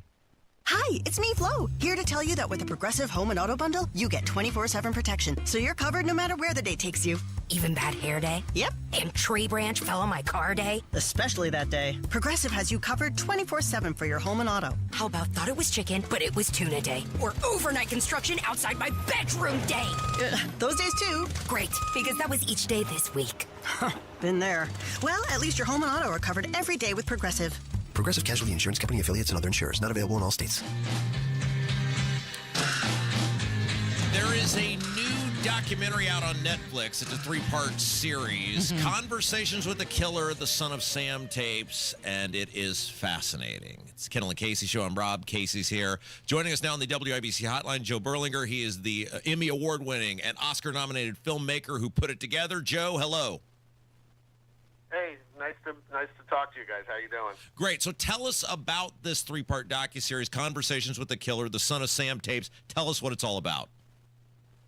Yeah, well, I have an ongoing series at Netflix called Conversations with the Killer. Previous seasons have been Ted Bundy, John Wayne Gacy, Jeffrey Dahmer. This season, season 4, is David Berkowitz, the Son of Sam. The series revolves around recordings by the serial killer around the commission of the crime. So these were tapes that we've discovered that were recorded in 1980. And so we tell the whole story of Son of Sam. And younger people may not remember the story or the condition of New York City at the time. But New York City in the mid-'70s was just an utter wreck. It was going through a financial crisis. Half the police force was laid off. There was rampant crime like you can't imagine. The city was in a state of disrepair. And into this hellscape walked a random shooter, David Berkowitz, who called himself the Son of Sam. And he would stick a gun into the car window of young couples, making out in a lover's lane, very, very random shootings. And he ended up killing 6, injuring 7. And it took a year for him to be caught. And New York was gripped in fear like it never has been. People, even though statistically the chance of getting shot, in a city of 7 million people was low. Literally the city was paralyzed. Hey, Joe. And one of the reasons. Hey, Joe, real quick, I was just going to ask you, I just wanted to introduce you again. Our guest, if you're just tuning in, Joe Berlinger. He's the Emmy Award-winning and Oscar-nominated filmmaker. His brand-new docu-series, Conversations with the Killer, the Son of Sam tapes, available on Netflix. How do you get these tapes? Because every one of these series you've done on the aforementioned famous serial killers is fascinating. How do you come into these tapes? I have to be honest, I wish I could say that I'm some amazing detective who's dug up amazing material, but the first time we did this for Ted Bundy, an author named Stephen Michaud, who wrote a book that came out in 1989 called Ted Bundy, Conversations with a Killer, reached out to me because he had for this book that came out in 1989, he had audio recordings of Bundy that he used for his research. He interviewed Bundy on death row shortly before his execution, and turned it into a book. And in 2018, so decades later, he was a fan of my film Paradise Lost, and he reached out and he said, "Hey, I found these tapes in my closet cleaning out my office. You know, they were my research tapes from my book. Do you think there'd be an interesting documentary there?" And I said, "Well, you know, Ted Bundy has been told many times, but, you know, let me take a listen to the tapes." And I was fascinated with the point of view and the perspective that the tapes provide. So I pitched it to Netflix, not even sure that they would want to do something like this. And it ended up being the #1 show on Netflix that year, the #1 documentary show. And so they've asked for more. And once that show hit, like, you can't believe how many people reach out to me and say, "Hey, I have these tapes of this serial killer," you know. And some of the tapes are just not worth, you know, I don't find that, I've turned some people down because the tapes aren't that revealing, but the ones that I say yes to are these incredibly revealing recordings. You know, generally speaking, serial killers are unreliable narrators, and they like to spin a good tale. But in each of these instances, the tapes are pretty compelling, and you know, we only include material that we can corroborate. Joe, And obviously, so they're fairly. I was going to say, Sorry, I was just going to say they're fairly truthful, but go ahead. Sorry. True crime is obviously very popular, but there's also people who are critical of it, saying that it does give these serial killers a platform. So how do you balance the storytelling with the investigation? Yeah, no, look, there's a lot of irresponsible true crime that wallows in the misery of others without any larger social context or social justice. There's a lot of shows that don't take the victims into account because of an irreverent tone, things like that. So I think these are very important stories to tell, especially for a younger audience, as a cautionary tale. You know, when I was doing the Bundy tapes, both of my daughters were college-aged, prototypical Bundy victims, collegiate women with long hair. And at the Thanksgiving table, I asked both of my daughters who were home from college, "Do you know who Ted Bundy is?" And neither one of them did. And I said, "Hey, text your friends." And no one knew who Ted Bundy was. And of course, the lesson of Ted Bundy is that just because somebody is charming and good-looking, it doesn't mean you should trust them, because a lot of young collegiate women trusted Bundy only to be murdered by him. Joe, can you say that again? That what did you say? Just because someone's charming and good-looking doesn't mean you should trust them. That's the greatest life advice I've ever heard. Well, that's the lesson of Bundy, and I wanted to put that out for my daughter's generation. So true crime, you know, a lot of people do criticize people for. There's a knee-jerk reaction about crime storytelling, but you know, human beings are the only entities on this planet that kill for any other reason than survival or for eating. And so it's part of the human condition, and we certainly don't tell people, don't make stories about greed, don't make stories about adultery. You know, making stories about murder is, sadly, it's part of the human condition, and there's things to learn from it. So I reject this idea that just any show about a serial killer is giving them a platform. It's lessons we have to learn. Joe Berlinger is our guest. But I do agree you have to do it responsibly. Definitely, you know, there are very irresponsible versions of true crime out there. He's got a brand new 3-part Netflix docuseries, Conversations with the Killer, the Son of Sam tapes. Before we let you go, I'm fascinated. How long does it take you to put this together?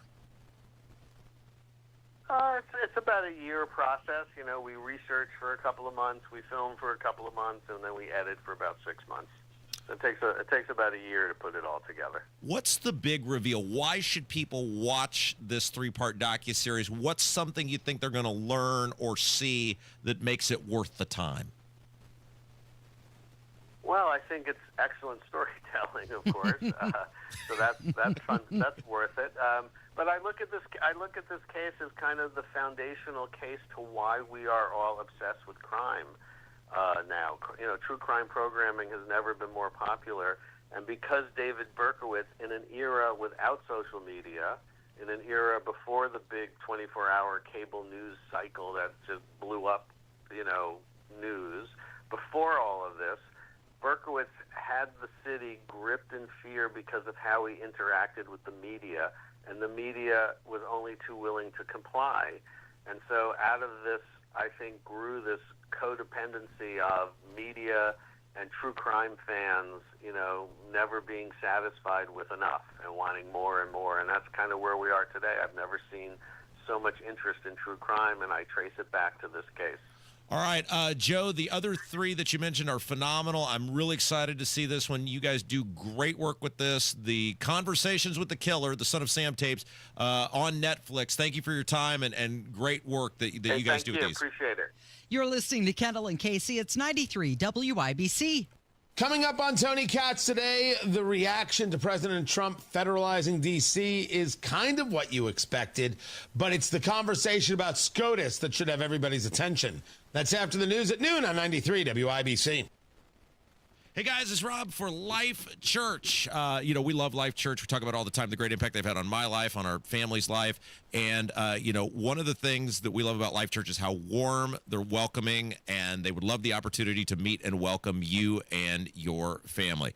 They make it super easy for you. We go to the Eagle Creek campus, but they got campuses all across central Indiana, Noblesville, Fishers, Eagle Creek, and Pendleton, plus awesome online services. Learn more about everything on the web, lifechurchin.com. Hello, I'm Joe Cordell, founder of Cordell & Cordell. Divorce is complicated, especially when your small business or professional practice is involved. At Cordell & Cordell, we understand that these assets raise unique valuation and allocation issues. For 35 years, we've helped doctors, lawyers, and small business owners navigate divorce with confidence. Call us at Cordell & Cordell. Let me tell you, I understand on a personal level, your business is much more than a job. It's your legacy. 101 West Ohio, Indianapolis. CordellCordell.com.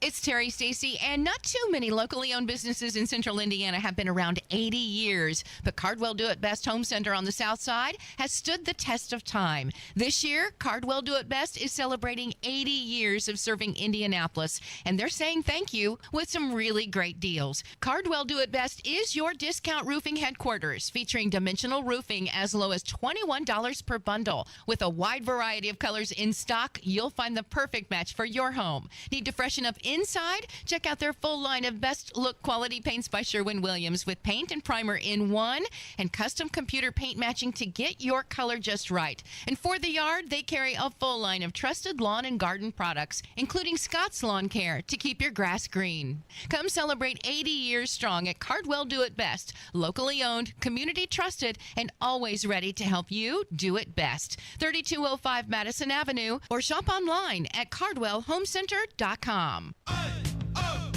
Let's go! You're still glowing, flirting, grooving. You still got it. But your immune system weakens as you age, making it harder to fight flu, pneumococcal pneumonia, RSV, and COVID-19. Vaccines are a key part of any health routine and help strengthen your immune response. Ask your doctor or pharmacist which vaccines you need. Schedule in minutes at vaxassist.com. Sponsored by Pfizer. Hi, this is Denny Smith, here to share a great offer from my friend Lance and the team at LD Smith Plumbing. Have you ever run out of hot water halfway through your shower? Yikes! And that's why I recommend tankless water heaters. They provide 24 hours of hot water, lower your energy bills, and take up less space. Right now, LD Smith is offering $1,500 off tankless water heaters through the end of August.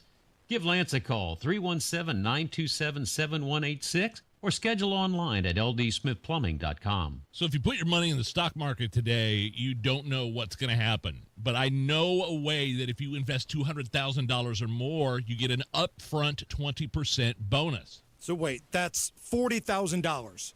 Now you have $240,000. Yeah, exactly. That's right. And you'll earn a competitive return that's averaged more than 10% a year for the past 10 years. And if you get a 10% return on $240,000, that's another $24,000. So now you've got $264,000.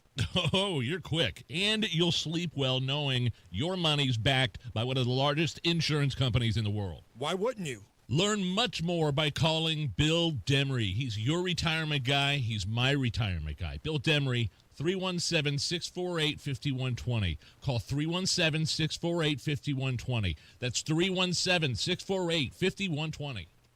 More hours later, tornadoes possible. WIBC.com gives you more than just headlines. It's context, updates, and insight. Whether you're at work, on the move, or catching up late, the latest is already there. Stay in the know while you're on the go at WIBC.com. Oh, my goodness. We got so much to get to this segment. He's going to spit some fire. But first, speaking of fire, it's going to be a fire show for you this afternoon, Jason Hammer. Fire and ice this afternoon because we've got the acting ice director, Todd Lyons, on the big show today. So excited to talk to that dude. I believe his direct supervisor is Kristi Noem, who is just going all in on the South Park stuff. I love the fact that she's got a good sense of humor about the South Park stuff, and she's posting the memes. And we talked about this the other day. That has to drive those dudes nuts, right? So Todd Lyons, the Homeland Security Acting ICE Director, will be on with us. And in studio, scheduled to join us at 5:30 today, Governor Mike Braun.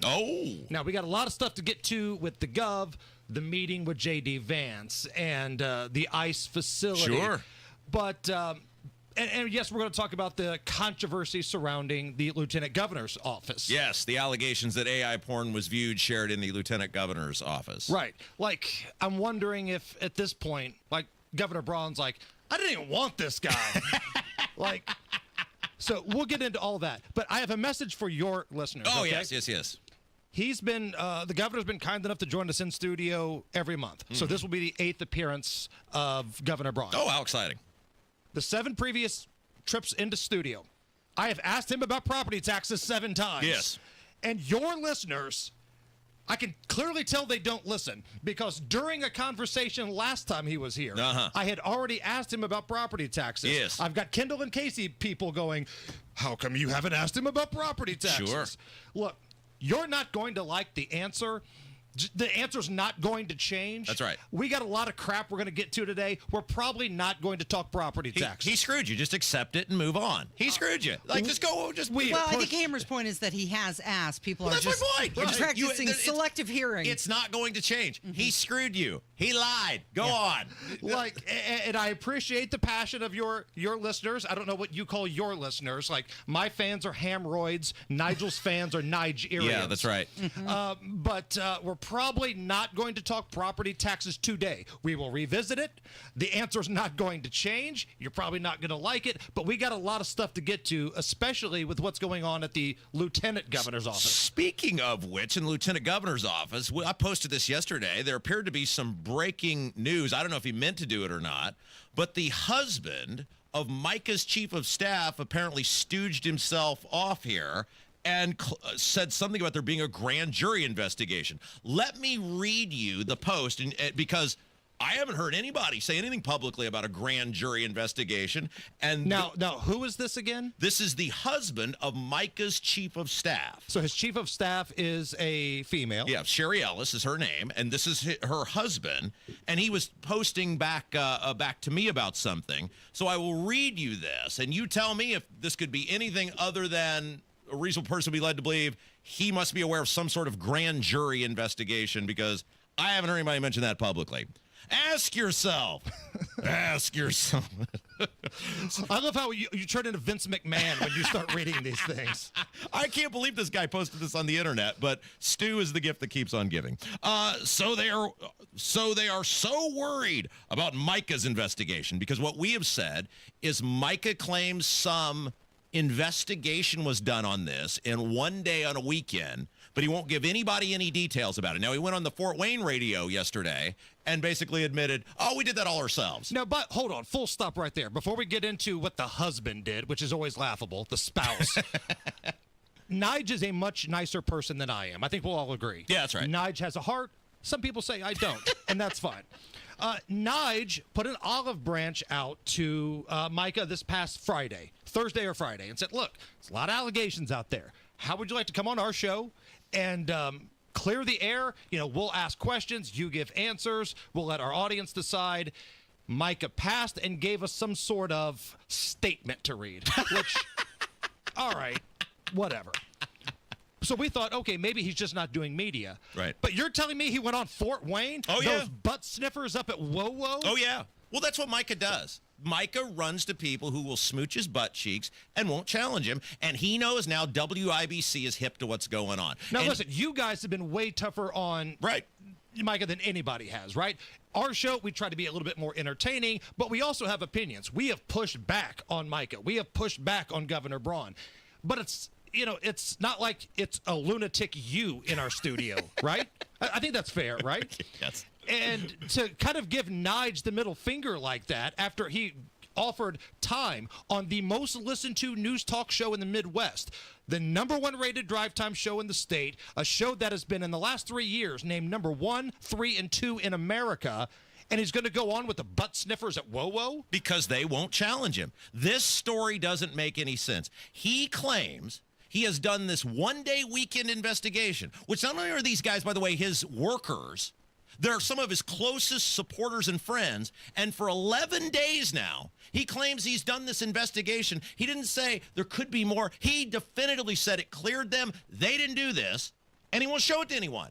Who'd you use, Micah? Was it state police? Certainly not. We now know it was his office. It wasn't IMPD. It wasn't even Forensics R Us. It wasn't even a bought and paid for commission like Hogsett likes to do. Like, Hogsett has bought and paid for 2 reports. One of them blamed IMPD for the riots for showing up to riots in riot gear.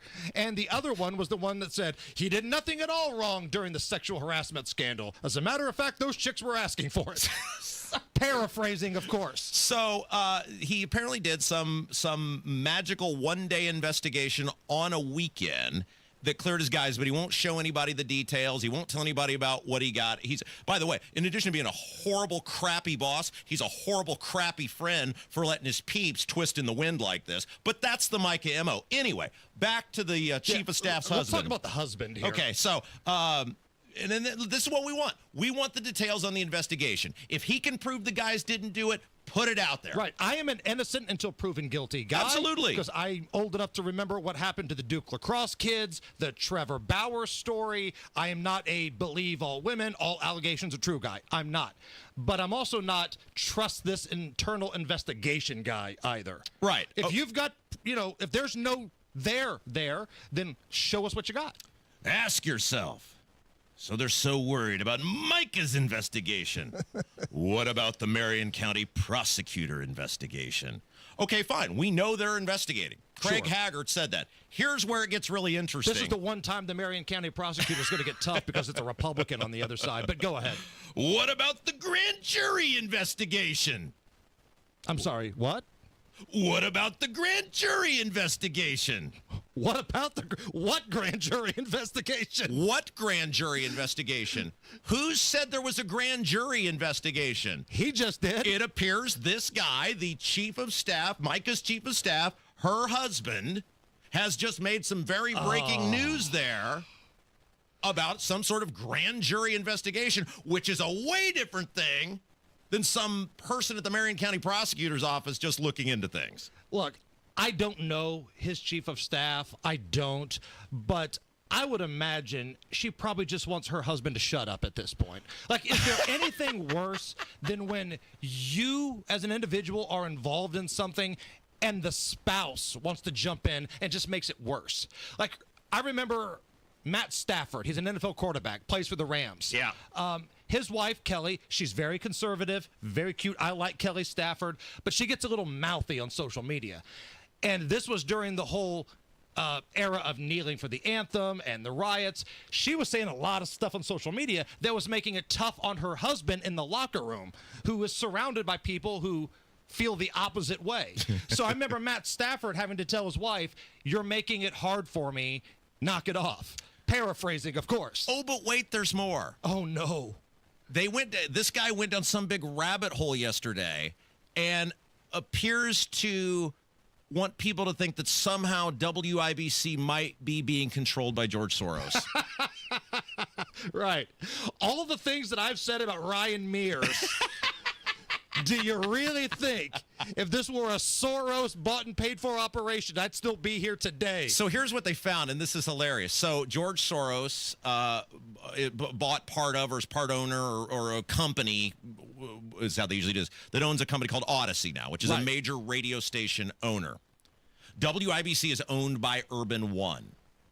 In 2021, there was some sort of content sharing agreement, which is like what we have with Wish TV now. There are partners. Right. In which National Urban One was going to do some sort of national sharing agreement with National Odyssey.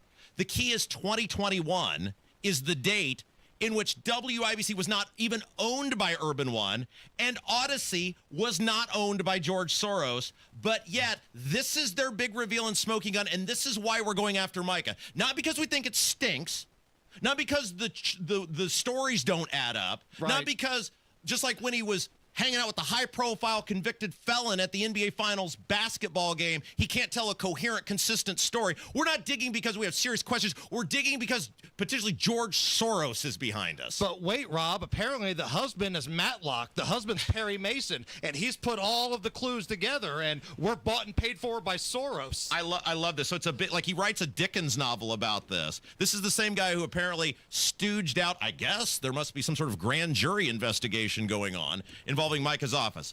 Here's how he ends it. However, it doesn't seem an unreasonable assumption that this could affect content on WIBC. Though no direct evidence supports this, but discernment and critical thinking could suggest a possibility. We're pretty equal opportunity. Like, the haters of IBC don't really understand this. Like, the folks on the left say, you're Republican talking points. And now you got folks on the right saying, you're bought and paid for by Soros. If both of those people are saying those things, that tells us we're doing a pretty good job in calling out buttholes on each side of the aisle. We are equal opportunity offenders here, right? Don't screw up and we won't have to rip you. Real quick, I just want to give a message to Micah. Please never let this guy delete his Facebook. He is the gift that keeps on giving. He can't keep his mouth shut. And Micah, the fact that if you have cleared these guys and you have definitive proof they didn't do it, and you can refute what Tom LaBianco has written in those pieces, and you have this evidence that could clear these guys who are not only workers, but they're your friends and supporters, you are a rotten, disgusting dude. Put up or shut up, dude. Put it out there. Tell us what the investigation showed. Again, I don't know if it's real or not, but clear the air. Right? Get these innocent people off the hook Exactly. Yeah. Hey, I better be careful this afternoon because I don't want my boss, George Soros, to get angry. Like if I say Ryan Mears pees sitting down, I might not have a job this afternoon. Look out. We ran out of time, but I wanted to also talk about that dork Scott Baldwin, too. Remember him, Mr. Voting for Property Tax? Well, we'll save him for tomorrow because we got something fun on him. How about that? Goon. Hey, yeah, big show this afternoon. We got the governor, we got the ICE director, Jeff Boggs, too. Kendall Casey Show, 93 WIBC. An official message from Medicare. I'm saving money on my Medicare prescriptions. Maybe you can save too. With Medicare's Extra Help program, my premium is zero and my out-of-pocket costs are low. Who should apply? Single people making less than $24,000 a year or married couples who make less than $32,000. Even if you don't think you qualify, it pays to find out. Go to ssa.gov/extrahelp. Paid for by the U.S. Department of Health and Human Services. Tune in Saturdays 9 to 1 for the Home and Garden Show for advice and fun. Brought to you by Michaelis. Water, storms, fire, and wet basements. Life happens. Michaelis happens to help you through it. Call today or go to bwindow.com and receive up to 50% off plus a free patio door. Because at B-Window, we mean business. Yankee legend Bernie Williams has a personal message to share. Idiopathic pulmonary fibrosis, or IPF, is a rare and serious lung disease that affected my dad. Its symptoms, which include shortness of breath, fatigue, and a dry, persistent cough, are similar to other more common conditions like COPD, which means that IPF is often misdiagnosed. There's no cure for IPF, but there are treatments that can help slow disease progression. If you think you or a loved one may have IPF, don't wait. Visit breathlessipf.com to learn more and talk to a pulmonologist today. It takes everyone in the community working together to create a brighter future. Give, advocate, volunteer, live united. Visit liveunited.org to learn how you can help.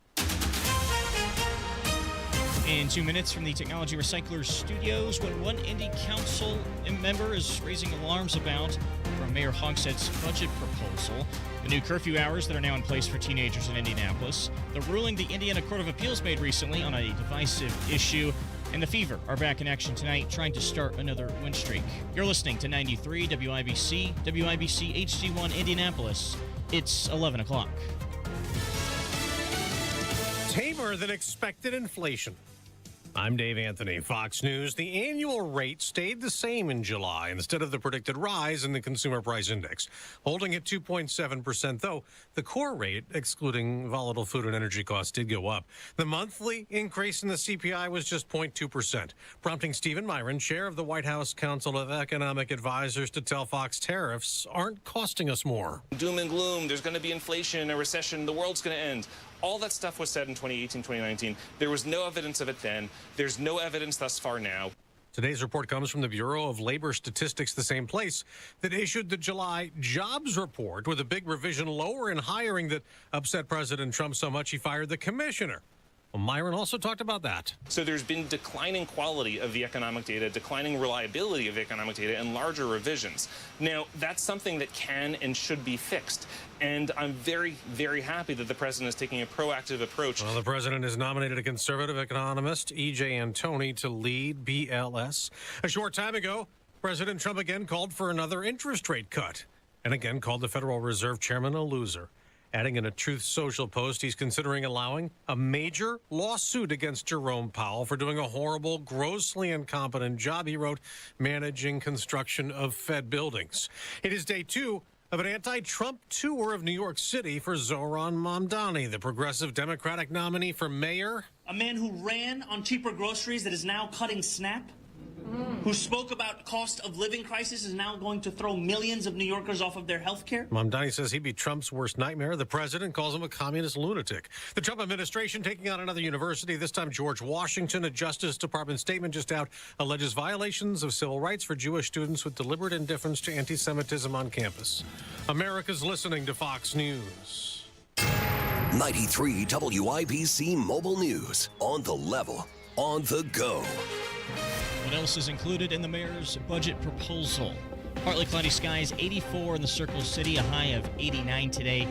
Possibility for scattered showers and storms later this evening, too. I'm Jarrett Lewis. It's 11:02 now. At Monday night's City-County Council meeting, Mayor Joe Hogsett rolled out his $1.7 billion budget, and one Indy leader flagged a surprising move that could shake up the housing market. The city is proposing purchasing homes off of the sheriff tax sale, selling them back to developers for redevelopment. Republican Councilor Michael Paul Hart says the sheriff's tax sale auctions off homes with unpaid taxes. He says if the county buys these homes, fewer properties will be available to buyers. At Monday night's Indianapolis City County Council meeting, members approved new curfew rules, which go into effect immediately.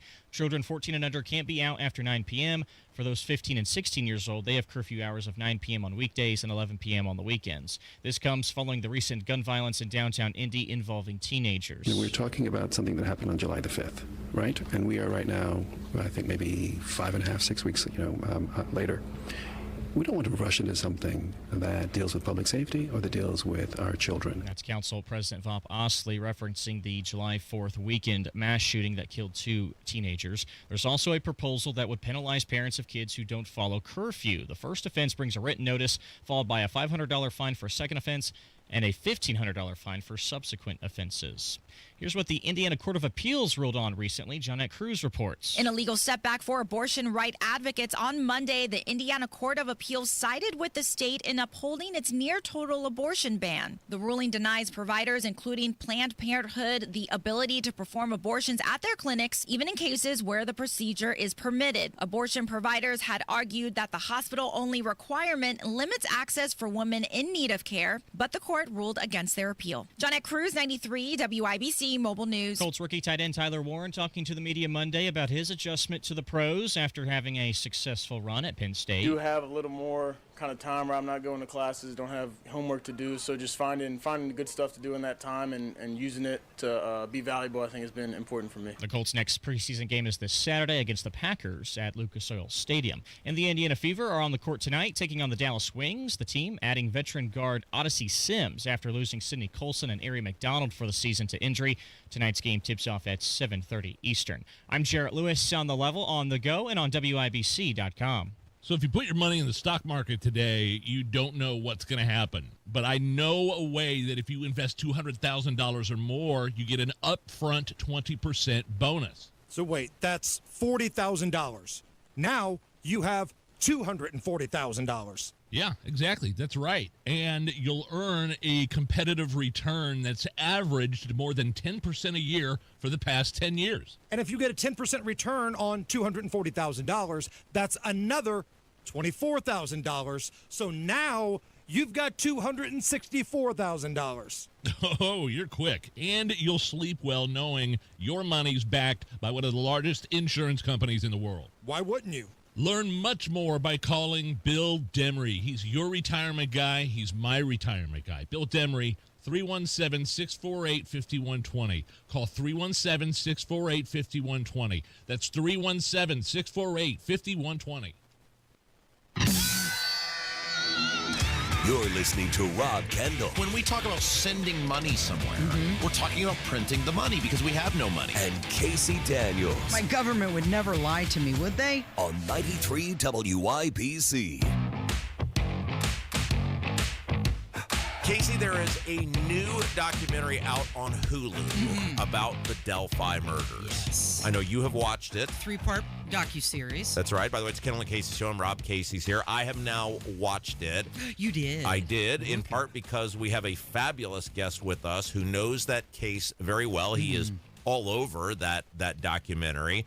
And he is the former police superintendent for the state of Indiana. Doug Carter joins us now. Doug, hello. Hey, good morning to you. So have you seen the documentary? I did. I watched it over the weekend. Is it weird to watch a documentary on a case that you basically knew from start to finish? Like, I think if somebody did a documentary on our radio show or our radio program, what is that like to see a documentary? I'm sure you just pick things apart the whole time. Well, it was difficult. Quite frankly, it was difficult, Rob. It was.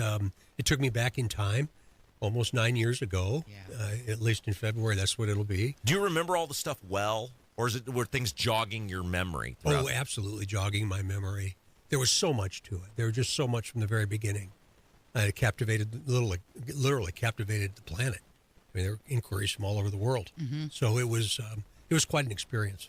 All right, so I think one of the problems with the Delphi case is that we didn't get to see what went on in the courtroom. And so we were limited to the descriptions of the people who were there, a very select amount of media. Do you think that was a major issue? And do you think if there had been cameras in the courtroom, people would have felt differently about the trial? I do. I look back on that time, though, Rob, and I think Judge Gall was dealing with an enormous amount of pressure to make sure that Richard Allen's rights were protected, that the state was doing the right thing, that the defense was going to do the right thing. All the while, there's an enormous amount of noise around it, around the entire case. So I understood then why she made that decision to maintain some civility and control of the courtroom. But I think probably looking back now, again, hindsight's 20/20, that single camera in the courtroom probably would have told a different story, at least to the public. What do you think, and you know this case as well as just about anybody, what do you think was the biggest thing that didn't get relayed to the public from that trial? What do you think, if there had been cameras in the courtroom that the public didn't see or didn't get relayed to them by the media, that would have maybe changed some minds? That's a great question. It seemed to be that most of the people that were reporting about this case had a singular focus. It wasn't necessarily objective reporting. And I don't know if it was intentional. I think with some it was, but You mean like they had an opinion on what happened? They did. They formed an opinion, but they didn't talk about the other side. That's interesting. It really was. It was fascinating because I would sit and listen, and then I would watch the news later. It was totally different. It was totally different. Okay, so you're saying based on what was going on in the courtroom and then the way it was being presented, which that does make sense because you got a day's worth of testimony, and then you got these news guys that got to do their news hits or their stories or whatever in, at best 5 to 10 minutes, right? Absolutely. Yeah, and I'm not casting blame on them. It was a very difficult period of time for everybody involved. I mean, many of them were there all night long to get a seat in the courtroom. Yeah. So it was a magic balance there, and it was out of balance a little bit. I watched the docuseries, and I went through Richard Allen was guilty, no, he was innocent, no, he was guilty, and there was one moment for me that sealed the deal. And I can tell you what that is, but I want to know about your opinion. The one thing that you hang your hat on that says, yeah, that the bullet. Yeah. All right. Can you explain the bullet? Because even the expert on the docuseries was like, look, this isn't ironclad stuff. You need multiple people can give you multiple different opinions on it. You and I have talked before about this offline. What about the bullet sealed you? And let's be specific. You're talking about the bullet that was found At the crime scene. Yes. Yes, it's obviously it was presented in the courtroom, so I'm not talking about anything I can't. But what I explain to people now is if you found something in your room, in your home, where a crime was committed that belonged to a certain individual that you didn't know, is it more likely than not that that person was in your room? Right? Yeah, sure. The answer is yes, I would think, to most people. Sure. Why would that quarter be there? Why would that dime be there? Why would that gun be there? Why would that bullet be there? And it was more likely than not his. So that was a big deal to me. And again, I've never investigated a crime like this. Yeah. But I felt my responsibility was to protect those that were and let them do their job objectively. And that was a really, really big moment for me. Did you ever sway on this? Okay, I guess, first of all, let's go back. Because the documentary, and they got 3 hours, right? So they can't get to everything. But it's sort of like there's this giant time hop in the documentary to where now he's just a suspect. Like we just fast forward through basically years of stuff.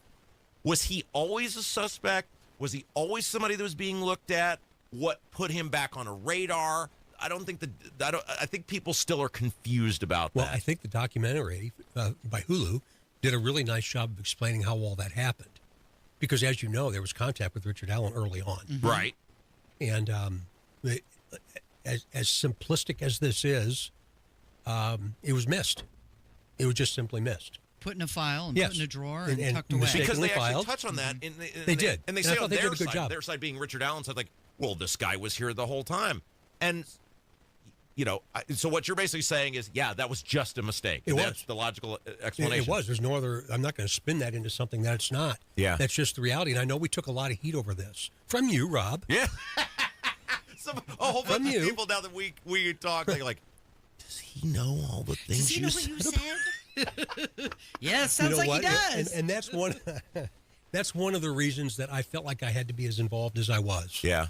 And my job was to take not that it was. I'm not being disrespectful, Rob. But No, you can't The be. noise. Everybody it else wasn't is, the join the noise team. of coming. Of coming at everybody. Sure. And but I understood it. I understood your position. I did it. I wish I could have come on and calmed it all down, but I just couldn't do that at the time. I just couldn't do that. And it was an amazing experience. There's Doug Carter is, I guess, former state police superintendent. We're talking about the Delphi murders. There's this very interesting new documentary on Hulu. Has there ever been any doubt in your mind that this is the guy? No. Ever? Well, once he was identified. Yeah, right. Never. You've never wavered, never anything. Absolutely not. Is there any truth to if the judge had allowed because a lot of people feel like the rulings were very one-sided in favor of the prosecution.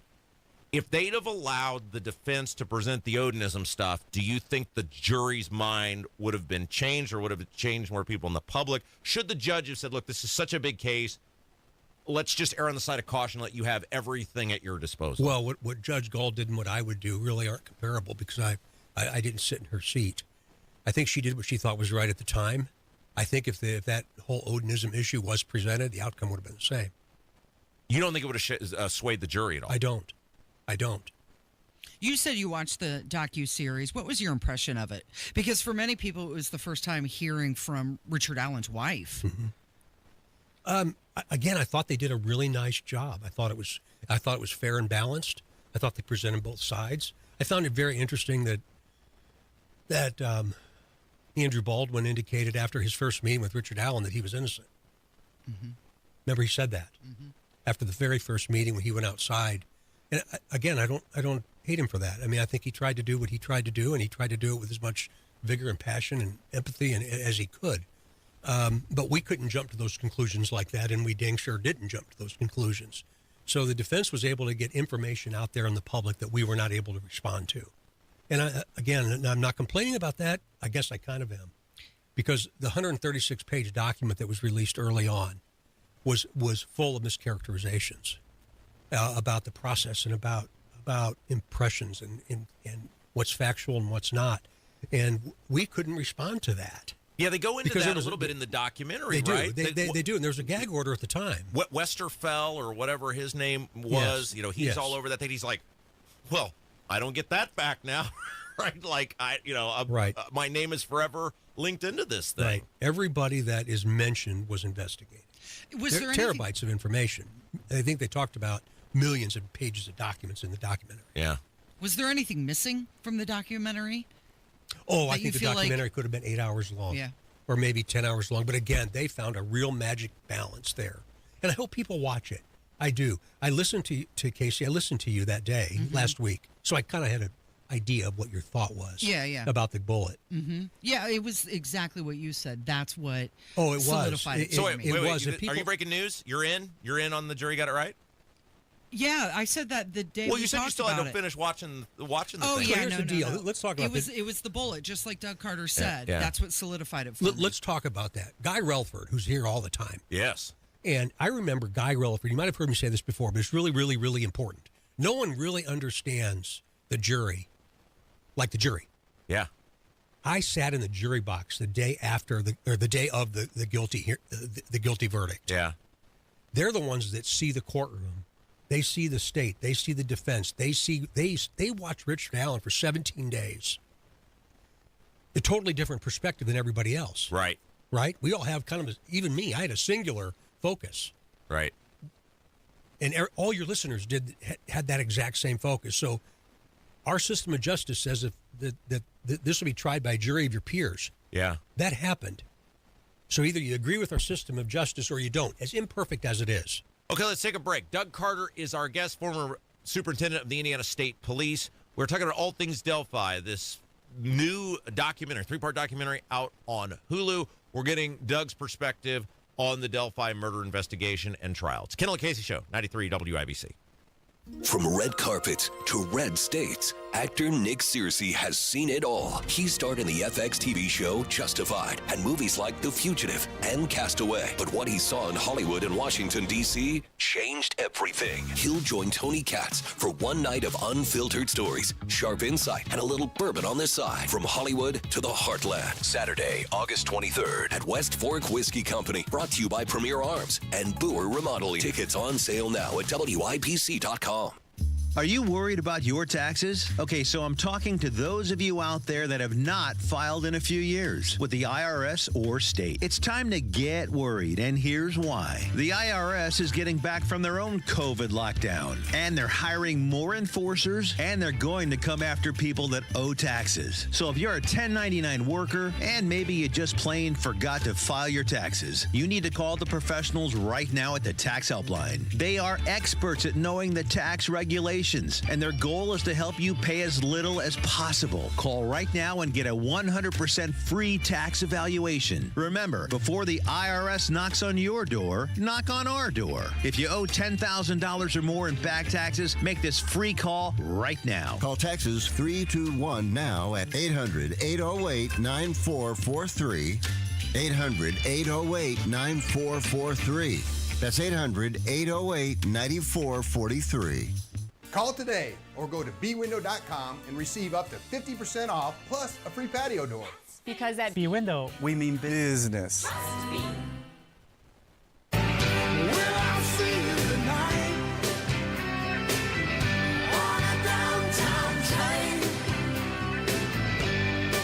WIBC, it's Kendall Casey Show. I'm Rob Casey here. Our guest this hour, former state police superintendent Doug Carter. There is a new documentary out on Hulu, 3-part documentary on the Delphi murders. Doug has been kind enough to come in. Obviously, You could say nobody knows this investigation perhaps better than Doug Carter. Doug has been kind enough to give us some of his insights into the investigation, into the trial. So let's get back to Richard Allen, the convicted murderer. One of the things that people will say is this guy, because the confessions were such a major part, and this guy was basically tortured in prison, he wasn't himself. Was he treated fairly in prison? Should something have been done differently? And is there a legitimate case to say, hey, the guy was clearly going through a lot of stuff, you can't take a lot of weight in what he said in prison? Well, remember, the probable cause of beyond a reasonable doubt, it can be built over time. Yeah. It's not one thing that he said. It's not one event that he talked. Yeah. I think the warden, I don't remember his name in the series, talked about how he was treated there. I don't think DOC has ever had an inmate quite like this before, particularly a pre-adjudicated inmate. And for those who may not know what you just said, that's for someone who has not been convicted, that's right? He is going to trial. That's right. Yeah. I had a detective that listened to every single voice or every single phone conversation that Richard Allen had outside of the prison system. Every single one for years. That was his job. Mm-hmm. And again, those admissions came over time. So it wasn't that you're saying, and that's interesting, you're saying it wasn't every day that he was some rambling, incoherent madman. Oh, no, not at all. No, not at all. Not at all. You think the wife is... Do you think the wife is just naive? Do you think... I don't know, Rob. You know, Kathy is... she's a very kind person. She's...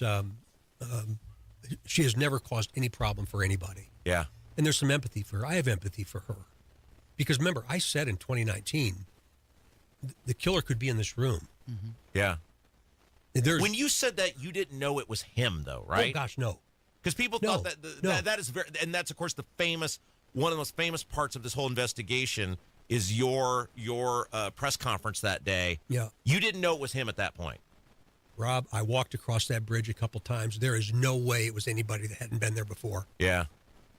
No, the bridge is totally different, and I was up there not long ago, and I periodically have been in that area. I'll just go up there and walk that bridge, but it's very different now than it was before. Is it creepy to do, like for you to go up and just walk? No, it's actually pretty therapeutic. Actually. Really? Yeah.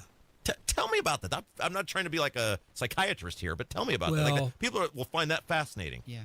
I've lost track of the number of times I was up there since February of 2017, and there's a certain place up there that frankly I like to go up and sit and just think about what occurred to those two little girls that day and how it literally captivated the world. And I got to say, there were times throughout that 8-year period that I was thinking to myself, I'm going to fail. I'm going to fail those two little girls in this community and all these people that have so much. There's so much lying on this, and not just me personally, but I got to watch people just give their entire lives to something other than themselves, and that was Abby and Libby. And it was so amazing to watch. So to walk where they walked is very therapeutic to me. Go ahead, Casey. I have two questions I want to make sure we get before we wrap our interview. But go along ahead. Those lines, you've been doing this for quite a long time. Was this the most pressure you ever felt in your career? Yes. Carroll County, Indiana, was the most pressure. The Florida fires haunt me to this day, and that's one small community has really, really, really enveloped my career, at least in my own mind. Okay, two things I want to make sure we get to. One is, do you believe firmly Allen acted alone? Have you ever thought there was somebody else involved with him? Yeah, it's a good question. And right now, that information is not out there. Yeah, that someone else did. But as with any other capital crime, any other murder investigation, they never close. Yeah. So, the truth will set you free. And I think the truth comes out over time. And we'll see. I hope one day to sit down with Richard Allen. I know I can't do that right now because of the appeal, and I don't blame him for the appeal. You would go meet with him? I want to go meet with him. I do, but I can't even reach. I know I can't. What would you say to him? Well, I have lots of questions I would ask him. That would be like, not that there's anything lighthearted about any of this, but from a pure consumption by the public, I mean, you would be able to put that on. That would be the most fascinating conversation ever. To Even see you guys sit in a room and talk with each I other. hope that one day we can, and he doesn't have to say one word to me, and I would have plenty to say to him, and I think I could be that voice for a lot of people because I would really like to sit with him. I would really like to sit with Kathy, and talk about our perspectives of the last, nearly decade. Okay. And obviously, I don't want you to go into too much detail on this, but I think people will be fascinated to get your perspective on how this actually occurred, because it's one guy with two girls, and how you think, in a radio-friendly format, you think that he was able to pull this off. Evil lives amongst us, Rob. And I think that I personally think that he had... he was going to do A, B, C, D, and E. Like, you don't think he was plotting that out that day when he went? He was plotting something out, but I'm not sure. You think when he went that day, it was not a spur of the moment sort of thing? Oh, no. I don't think so. Do you, okay, I don't mean to veer off this, but I think people are going to find this very interesting. Because he doesn't have a criminal history. Mm-hmm. So you think this is always just like this thing inside of him, and it just snapped that day? I do. Do you feel like Kathy was manipulated their entire marriage? I don't know, because I never talked to her. I don't know, but it does seem unusual. They talked about the blue jacket in the documentary. Yeah. They talked about the blue jeans in the documentary. Richard Allen talked about the blue jacket, Carhartt jacket he had. When he said that, it gave me chills. They did that. I assume you had obviously seen all that before. I mean, Oh, yeah. that was fast. That was fascinating. Yeah. Where he basically stooged on himself, which is amazing. By the way, when he went in and agreed to talk to the investigators without an attorney, were you guys just like, oh, I mean, what was your? I cannot. No, not really surprised by that. No, not really. But I mean, if you did it, wouldn't you be like, oh, heck no, I'm getting, the best attorney known to man, and look at it from the different perspective. I'm gonna sit somewhere neutral. If I don't want an attorney, they're going to assume that I didn't do this. So in the mind of the criminal, they always think they can outsmart the cops. Is that the deal? Oh, I think that for generally that's an accurate rule. Yeah. How often does that happen? A little life advice from former State Police Superintendent Doug Carter. How often do the criminals outsmart the cops? Not very often. It's got to be that element of narcissism. Yeah. That thinks they can get away with the evil, but also He out-trick. worked at the CVS in downtown Delphi. Yeah. There probably wasn't a person in Delphi that didn't have some level of interaction with him. So those are the kinds of things I'd love to talk about. So before I let you go, get out of here with this, because obviously there are people like me who still have doubts. Although since I've talked to you, and one of the things I appreciate you is how forthcoming you've been about this. You said, look, we made the mistakes. We screwed this up. There should have been cameras in the courtroom. You're not absolute on, oh, this was so easy and so obvious. But, Rob, one of the things that's important, I think also, you just struck a bit of a chord with me. It's easy for the defense to talk about what we did wrong. Yeah. And they did. Again, I don't blame Baldwin and Rossi for doing that. But this was a case of a lifetime. How we manage that kind of information then versus now is totally different. Really? Oh, absolutely. There have been big changes because of this. Oh, my gosh. We understood what our deltas are. Yeah. So fortunately, the FBI and the Orion system, which isn't available anymore, they were able to bring that to us to be able to collate and keep all the information that we got. Was it perfect? No. But we were receiving thousands of tips a day for a while. So anyway, those were the kinds of things they can talk about them all they want. I'll debate them anytime they want to. This is about human beings. This is not about intentional mistakes and doing things intentionally wrong. So you were in the documentary, but it was news clips. Did the producers approach you to be on camera? Yeah, they reached out to both Jerry Holman and I, and Nick did McClellan. You declined? Well, or? we did. Because they wanted to restrict what we could say after the documentary. So I guess they wanted to own it. And again, that's just all part of it. Mm-hmm. And we declined. But they did a really nice job, even though they weren't able to interview us like they wanted to. But Jerry Holman is just that guy's just a star. That's awesome, man. Well, I just appreciate you being with us today. Obviously, this is a case that changed the state. It shouldn't be forgotten and I thought the documentary did a good job of capturing how those families were impacted. I think they sometimes get lost in this when there's media coverage that there's these families that lost these two little girls. And I just appreciate you coming in and shedding some light on this, because it will always captivate the public. 50 years from now, people will still be talking about the Delphi case. And I think that's why it's great to get someone like you. The record will now be preserved in interviews like this on things that the public maybe didn't see or know about. And those that are listening, I also, that Florida fire is really a big deal. And that's still unfinished. Yeah. So even while I'm not still there, those detectives are. And if you know something, say something, please. All right. It is Kendall and Casey. It's 93 WIBC. 93 WIBC Mobile News. On the level, on the go. Going over the proposed budget. I'm Jarrett Lewis. Here's what's trending at 11:30. If you live in Indianapolis, your taxes may not be going up, but city service fees could increase under Mayor Joe Hogsett's $1.7 billion budget proposal. It was really clear that it costs more to do the work of BNS than it's getting back in fees. And so let's balance that out. Council President Bob Osley says public safety is the top priority, with nearly $850 million budgeted for police, fire, the sheriff's office, and emergency services. The Indianapolis City County Council will next consider applying fines to parents of kids who break curfew rules after approving of the hour changes at Monday night's meeting.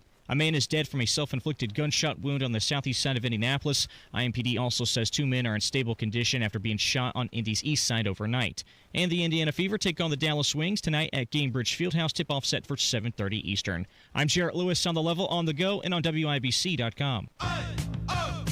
Let's go! You're still glowing, flirting, grooving. You still got it. But your immune system weakens as you age, making it harder to fight flu, pneumococcal pneumonia, RSV, and COVID-19. Vaccines are a key part of any health routine and help strengthen your immune response. Ask your doctor or pharmacist which vaccines you need. Schedule in minutes at vaxassist.com. Sponsored by Pfizer.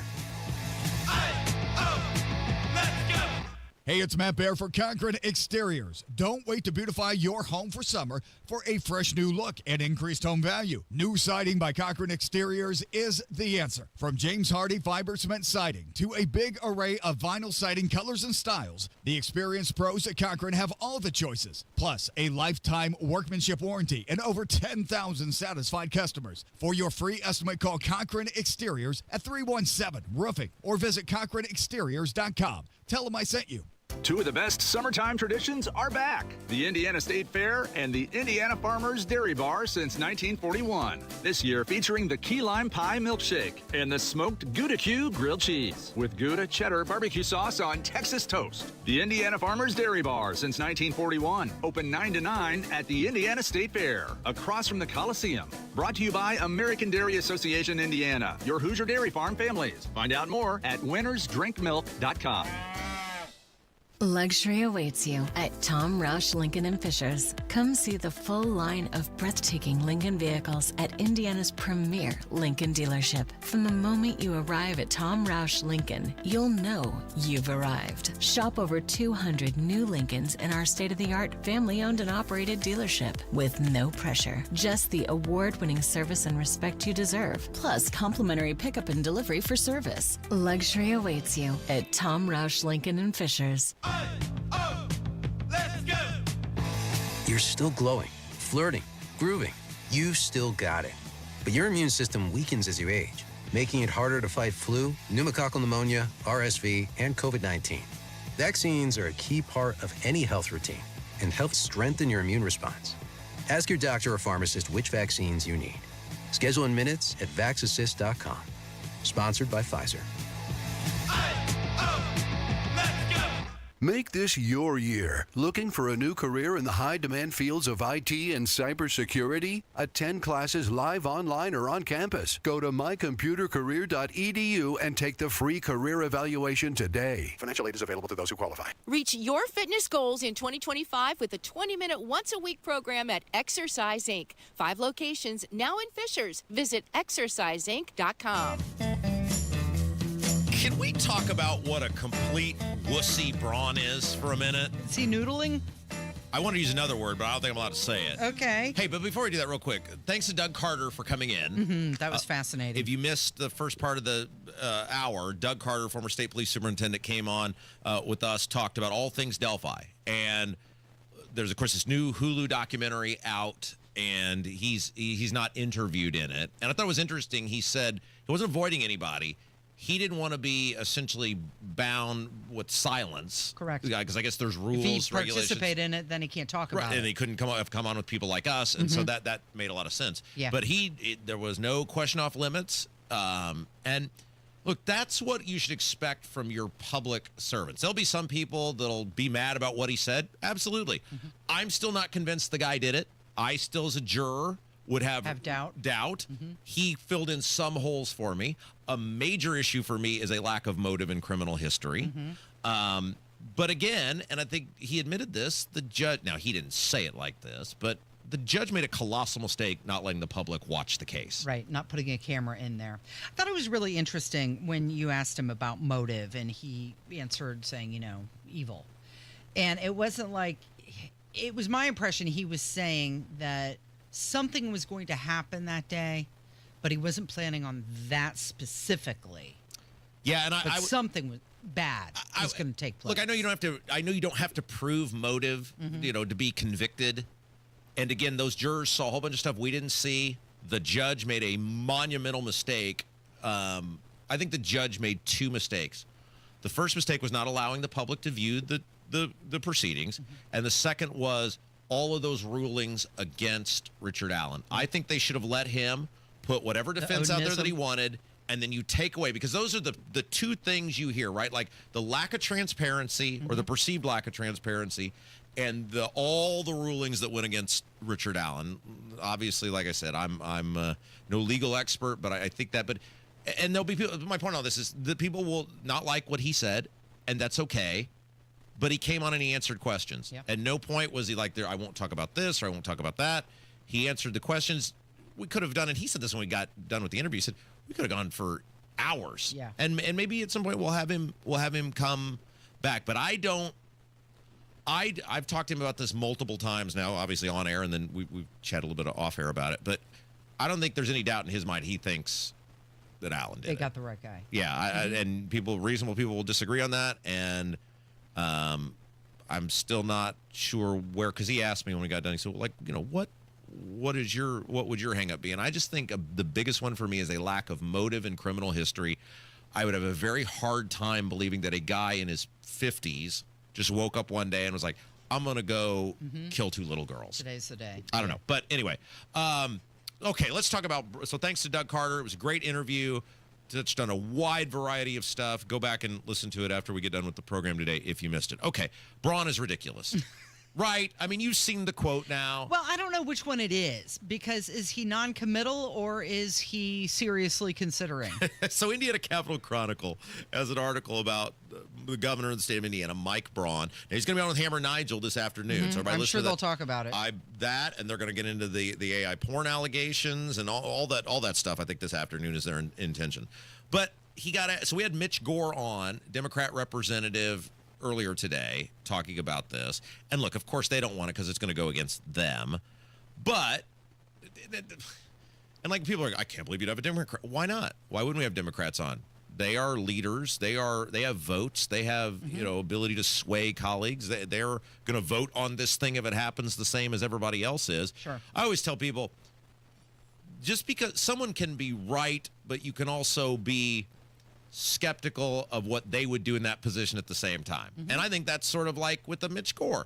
I think if there were a Democrat president that were pushing hard for redistricting and Indiana were a Democrat state, I think the Democrats would be hard-pressed to stand back against it, right? I don't kid myself with that. But he made a lot of good points, and they're not even in the State House selling some made-up thing like Texas is. At least Texas is like, well, we've had all these people move in. These districts are all different. The makeups are different now, which if you wanted to just extend logic, you could do that. That's what the census is for every 10 years. But Indiana doesn't even have that. And he said they're not even lying. They're not even fibbing. They're not even saying that that's part of it. No. Yeah. And shouldn't our society be better than we just want to score cheap political points. Because what have the Republicans done for you anyway? Like, what if they have the House, they have the Senate, they have the presidency? What'd you get? You got some bill that's going to add 3.5 to 4, now maybe 4.5 trillion on top of the 15 trillion they were already going to. Like, what are you getting? What is different? What is changing? The Republicans had the House of Representatives the 2 years with Biden. Did any Biden spending stuff get the kibosh? No. No, of course not. So we're all hung up on manipulating ourselves into vacating our principles, what we know is right. I mean, you know deep down what this is. It's a power grab. Of course it is. They can't win the election, so they're going to rig the thing in their favor. They can't do it based on their actual governance. So let's do it this way. This is the interesting thing about Governor Braun's quote in the article. He said, it'll be interesting to see what Texas does because they don't have a supermajority. Why does it matter what Texas is doing to determine what Indiana's going to do? Bingo. If it's the right thing to do, states do different things all the time. Correct. Do it. Yeah. And so He wants to see how much of a mess or how easy it is. Well, yes, exactly. If that gets tripped up, it's probably going to impact what happens elsewhere because the rest of it doesn't add up to much. Mm-hmm.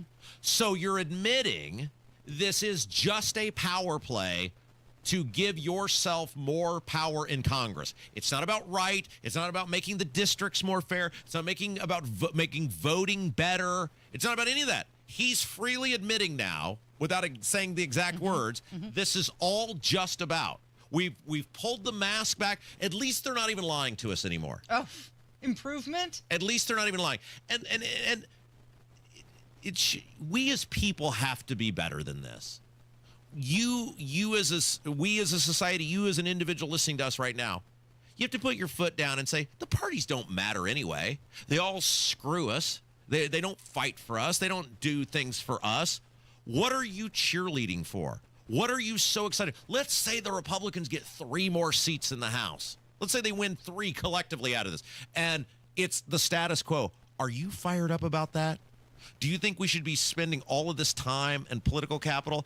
And don't you have to stand up for yourself? Because Braun, on the signature issue that was most important to most of you, property taxes, when he had the opportunity to call a special session and fight for you, he said, Doesn't that enrage you? Haven't you seen enough from these people to know what rotten, disgusting individuals they are? He's really considering this. He's all on board. If it'll work in Texas, if he thinks it'll fly through, he's going to do it, but he wouldn't do it for you with the property taxes? He said that he's not feeling pressured financially by the Trump administration to get this done. So J.D. Vance came here for a breaded pork tenderloin? I mean, is that why he came? I mean, because we don't know what they talked about. It's the same, and I've struggled with this for a long time. I just didn't realize it until recently, but I've been really struggling with this, Casey, because of a variety of reasons. Things that have happened nationally, obviously, but obviously some things that are happening here in our own backyard and how people have behaved and are behaving with the way things ought to be and how great they could be if people would behave the way they ought to behave and govern the way they ought to govern versus the stone cold reality of how that's never going to happen. The system corrupts just about everybody who goes into it. People, even maybe with the best of intentions, can't or won't stand up for what's right, and what's right is you and what's best for you. And then you get stuff like this, and it just seems like it's a daily, very harsh reminder of just how deep in terms of the cowardice from these elected people to do what's right is, and you're not digging out of that anytime soon or probably ever in our lifetime. And it's a very sombering thing. Okay, and on that note, let's take a break. When we come back, we can talk about tariffs and how they're going to be affecting you. I thought you were going to lift us up. We could talk about the sororities dancing on social media. Boy, howdy, Case. It's Kendall Casey on 93 WIBC. Hammer and Nigel show this afternoon. Governor Mike Braun scheduled to join us in studio. Plus, acting ICE director Tom Lyons will join us. Big show, 3 o'clock, 93 WIBC. Your home is your sanctuary. Get the peace of mind you deserve with a free estimate on a Generac automatic standby generator for your home from Generator Supercenter, the nation's #1 Generac generator dealer. With expert installation and 24-hour monitoring, Generator Supercenter won't leave you in the dark. Financing is available. Take control of your power today with Generator Supercenter. Call 317-827-0808. Generator Supercenter of Indianapolis, 317-827-0808.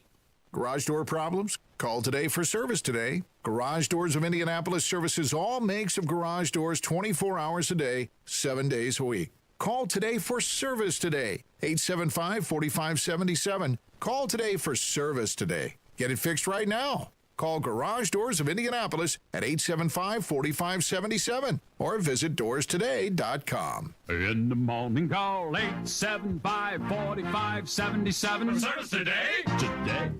Ain't nothing gonna break my stride. Nobody gonna slow me down. Don't let pneumococcal pneumonia break your stride. If you're 50 or older, you're at increased risk. So be proactive with Capvaxive pneumococcal 21-valent conjugate vaccine to help protect against invasive pneumococcal disease and pneumonia caused by certain types of pneumococcal bacteria. Capvaxive helps protect against the strains of bacteria that cause about 30% more IPD cases than any other pneumococcal conjugate vaccine in adults over 50, according to national-level CDC stats. Regional variations may exist. Don't get Capvaxive if you're allergic to the vaccine or its ingredients. Tell your doctor if you have a weakened immune system. Common side effects include injection site reactions, feeling tired, headache, muscle aches, and fever. Capvaxive does not protect against all strains. For more information, call 1-800-927-8888 or visit capvaxive.com. Ask your doctor or pharmacist about Capvaxive. Need help paying for your Merck vaccine? Visit merckhelps.com. Sponsored by Merck. Nobody cares for you like family. Family Heating and Air. Hey, this is Malia. We often get asked when is the best time to buy, and the answer is today, not tomorrow. With rising utility costs, rising product costs, and missed opportunity costs, which you could be saving with a high-efficiency system. Give us a call today to schedule your free in-depth estimate, 317-577-8077. Family Heating and Air is your trusted local independent American Standard heating and air conditioning dealer. Hello, I'm Joe Cordell, founder of Cordell & Cordell. Divorce is complicated, especially when your small business or professional practice is involved. At Cordell & Cordell, we understand that these assets raise unique valuation and allocation issues. For 35 years, we've helped doctors, lawyers, and small business owners navigate divorce with confidence. Call us at Cordell & Cordell. Let me tell you, I understand on a personal level, your business is much more than a job. It's your legacy. 101 West Ohio, Indianapolis. CordellCordell.com. Are you tired of high cable TV rates? Sign up for Dish today and get a $500 bonus offer while supplies last. Plus, lock in your price for 2 years guaranteed. Call All American Dish, your Dish authorized retailer now. 800-296-1251. 800-296-1251. That's 800-296-1251. Offers require credit qualification, 24-month commitment, early termination fee, and e-auto pay. Restrictions apply. Call for details. Big stories locally, big moves in Washington. WIBC.com keeps you updated throughout the day with all the news that matters, plus traffic, weather, and more on your phone, your laptop, wherever you are. It's news when you need it. All right, you got to do something uplifting. This is the last segment of the show today. We're counting on you because you know I won't do it. Yeah? So, do you want to talk about the price of things getting expensive? No, I said it's uplifting. It's the final segment. Okay, so we're not going to talk about that. Well, then. Look, Let's do it with a smile on our face. Yeah. You're going to see higher prices on toilet paper. You're literally doing it with a toothpaste, smile on your chocolate face. bars, and ketchup. Wait, what's going up for Companies me? are going to be passing tariff costs on to you. Oh, I thought prices were going down. So Procter & Gamble, they have announced price hikes on 25% of their products starting next month. That includes Charmin, Bounty, Pampers, Love's, Tide, Gain, Puffs, Gillette. So this next month, so you better hurry up if you buy now. You could buy now, buy in bulk now. What's the price increase? Are they saying? 25% increase on some of their products. Ooh, we're not talking about 5 cents then. Correct. Now, this is where the public, and see, this is the game, right? This is the con. This is why Trump is so mad about Powell refusing to reduce the interest rates. He's trying to get you to think that the economy is fine by pumping a bunch of money into the economy to hide. Does this sound familiar, Casey? Cut the interest rates to pump money into the economy to hide the actions of the government. Huh? Where did we hear that before? Where did that come? What? It was called COVID. Right. It's exactly what they did during COVID. How'd that work out for your buying prowess, Casey? Yeah, in the long run, not so high. Exactly. And so that's what, and this is why this is why you should never be on anybody's team. You should never have any favorites, because Trump is going to screw you big time. And that's going to be the reality of the tariffs. The reality is we live in a world economy. The ship has sailed. This is not Ross Perot 1992 anymore, right? That was, that ship has sailed. Now, can you make our buying power greater? Can you make us stronger? Can you get things that you want from a political perspective with tariffs? Yes, which is what they should have been about. The idea of, we've always said, the idea of stopping fentanyl coming into the country, bingo, great. Use those tariffs all day, every day to make Canada and Mexico absolutely try to, or not try, but do crack down on illegal drugs that are killing people left and right, including young kids. Get them out of this country. Nobody has any problem with that. But when you're just everybody, this country, that country, of course, the prices are going to go up. And then for them to act like, well, we're going to give you, again, does this sound familiar? We're going to send some money into your bank account. Mm-hmm. It's money you're going to pay back in terms of the price increase. Yeah. So Hershey is another one that is expected to raise prices. One of the reasons for Hershey is high cocoa costs, but also the tariffs. Some of the brands that are going to be affected. Yeah, they're going to be infected. You were spot on, Case. Affected. Yeah. Include Reese's and also Kit Kat. Kraft Heinz says that they will be raising their prices more than they had originally planned, and that will include Heinz ketchup, Kraft mac and cheese, also Jell-O. They say that the price increase will be tariff-related cost pressure, but also slumping sales. That doesn't make sense to me. We're not selling as much, so let's increase the price. Well, I guess to produce the same amount of stuff or whatever. And look, again, I maintain that people are buying less because everything costs more.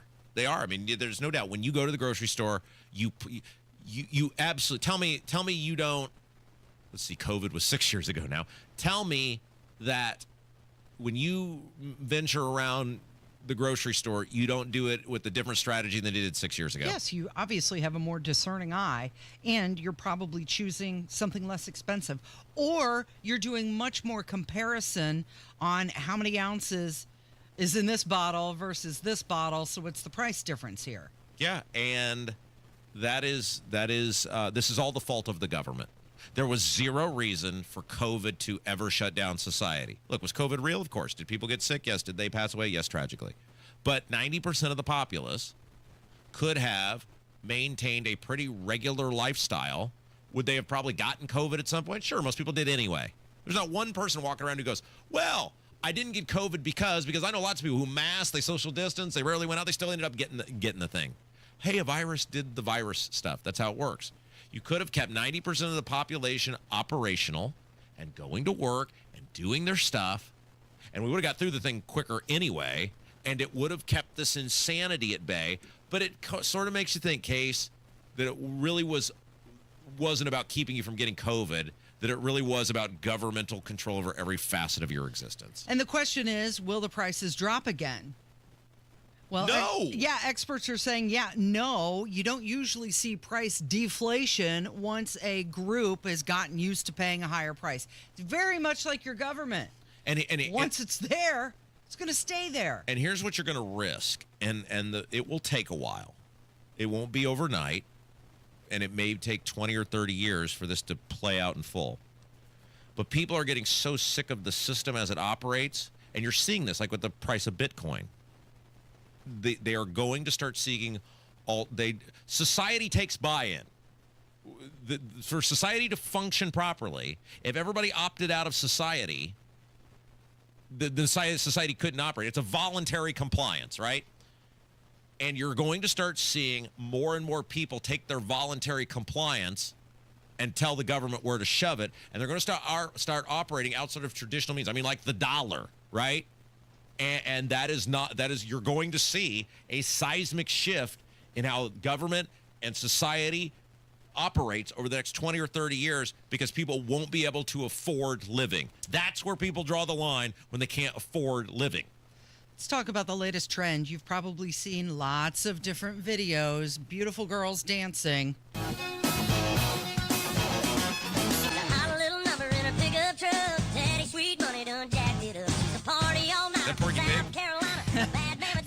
Sped up for sure. So sorority recruitment is kicked off. Campuses all over the country. Yes. And the rush talk is flooding social media. Mm-hmm. And it's the sorority girls dancing in synchronized dances. Sometimes they have the outfit of the day post or even costumes like Grease or Barbie or Top Gun. It's a great marketing tool. You think? Well, I mean, if you're thinking about going to a college, I'm a married person, so we'll bring Kevin on this one. If you're thinking about attending a college, well, you can get this fine degree, or you can look at this for the next 4 years. Kev, what are you going to prioritize? I could get this degree that probably won't take me anywhere because society's falling apart, or I can look at this for the next 4 years. Yeah, I think the scenery would be nice. Casey, every decision I ever made in my life was about what I could look at for the longest amount of time. This would totally sell me if I were a young man pondering what sort of higher learning institution I would be continuing my studies at. So a lot of people are saying this is because of the Sydney Sweeney ad, and I don't know if it has much to do with that, just because some of the costumes they've chosen denim or, there's different themes throughout them. But I think more than anything, this is this generation saying, we are glad that we're past COVID. They're not masked up. They're healthy. They're dancing. They're having fun. And I am glad to see that versus what we had been seeing. Oh, no, absolutely. People have permission in society now to be normal again. And what's normal is dudes like looking at hot chicks having fun. Right. Like, remember the Girls Gone Wild videos? Why were they so popular, right? Ow! By the way, no. Kenneth asked, Rob, are you now pro-crypto? No, I think it's as ridiculous as I did before. I'm simply saying that people are going to keep opting out of societal norms, and I think it's going to set up a calamity for this country when you don't have a collective buy-in in society on how it works. Thank you, Rob. Thank you, Kevin. Thank you for listening today. This has been Kendall and Casey on 93 WIBC.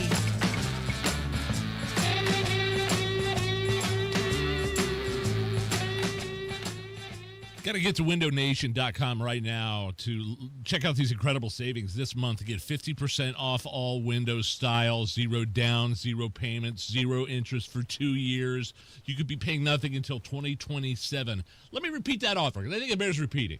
Window Nation, right now, 50% off all style windows and no money up front until 2027. Are you kidding me? I'm a Window Nation customer. I love my Window Nation windows, and you will too, especially with this offer. Even if you're just thinking about getting new windows, call Window Nation and speak to a representative. Lock this deal in. Ask them how you can get all of the savings. 866-90-NATION. You can schedule a fast, free estimate with Window Nation. And if you want to get the savings, you need to speak to somebody today. 866-90-NATION or go online to windownation.com. But you have to tell them Hammer and Nigel sent you. Why do so many basement companies want half the money up front? Could it be because it's easier to get than earning all your trust? At the Michaelis Corporation, they don't ask for a deposit until the job is done and you're completely satisfied. They even start with a free inspection to ensure you know exactly what your home needs without the guesswork. With over 35 years experience, they've proven that trust is built on results, not deposits. Michaelis, building trust beneath your feet. Visit MichaelisCorp.com. You want to see basketball played the way it's supposed to be? Tune in to Ice Cube's Big 3 this summer. Watch stars like Dwight Howard, Kemba Walker, Joe Johnson, Michael Beasley, and many more, along with Hall of Fame coaches. Experience the fast pace and physical play and fun action that defines the game. You know what it is. It's the Big 3. Catch the best professional 3-on-3 players in the world live every weekend on CBS and Vice. Yay! Top Hideaway, a premier Brown County log cabin on 5 wooded acres, has fall availability. August discounts too. HilltopHideawayLogCabin.com. Call today or go to bwindow.com and receive up to 50% off plus a free patio door. Because at B-Window, we mean business. On the level, on the go.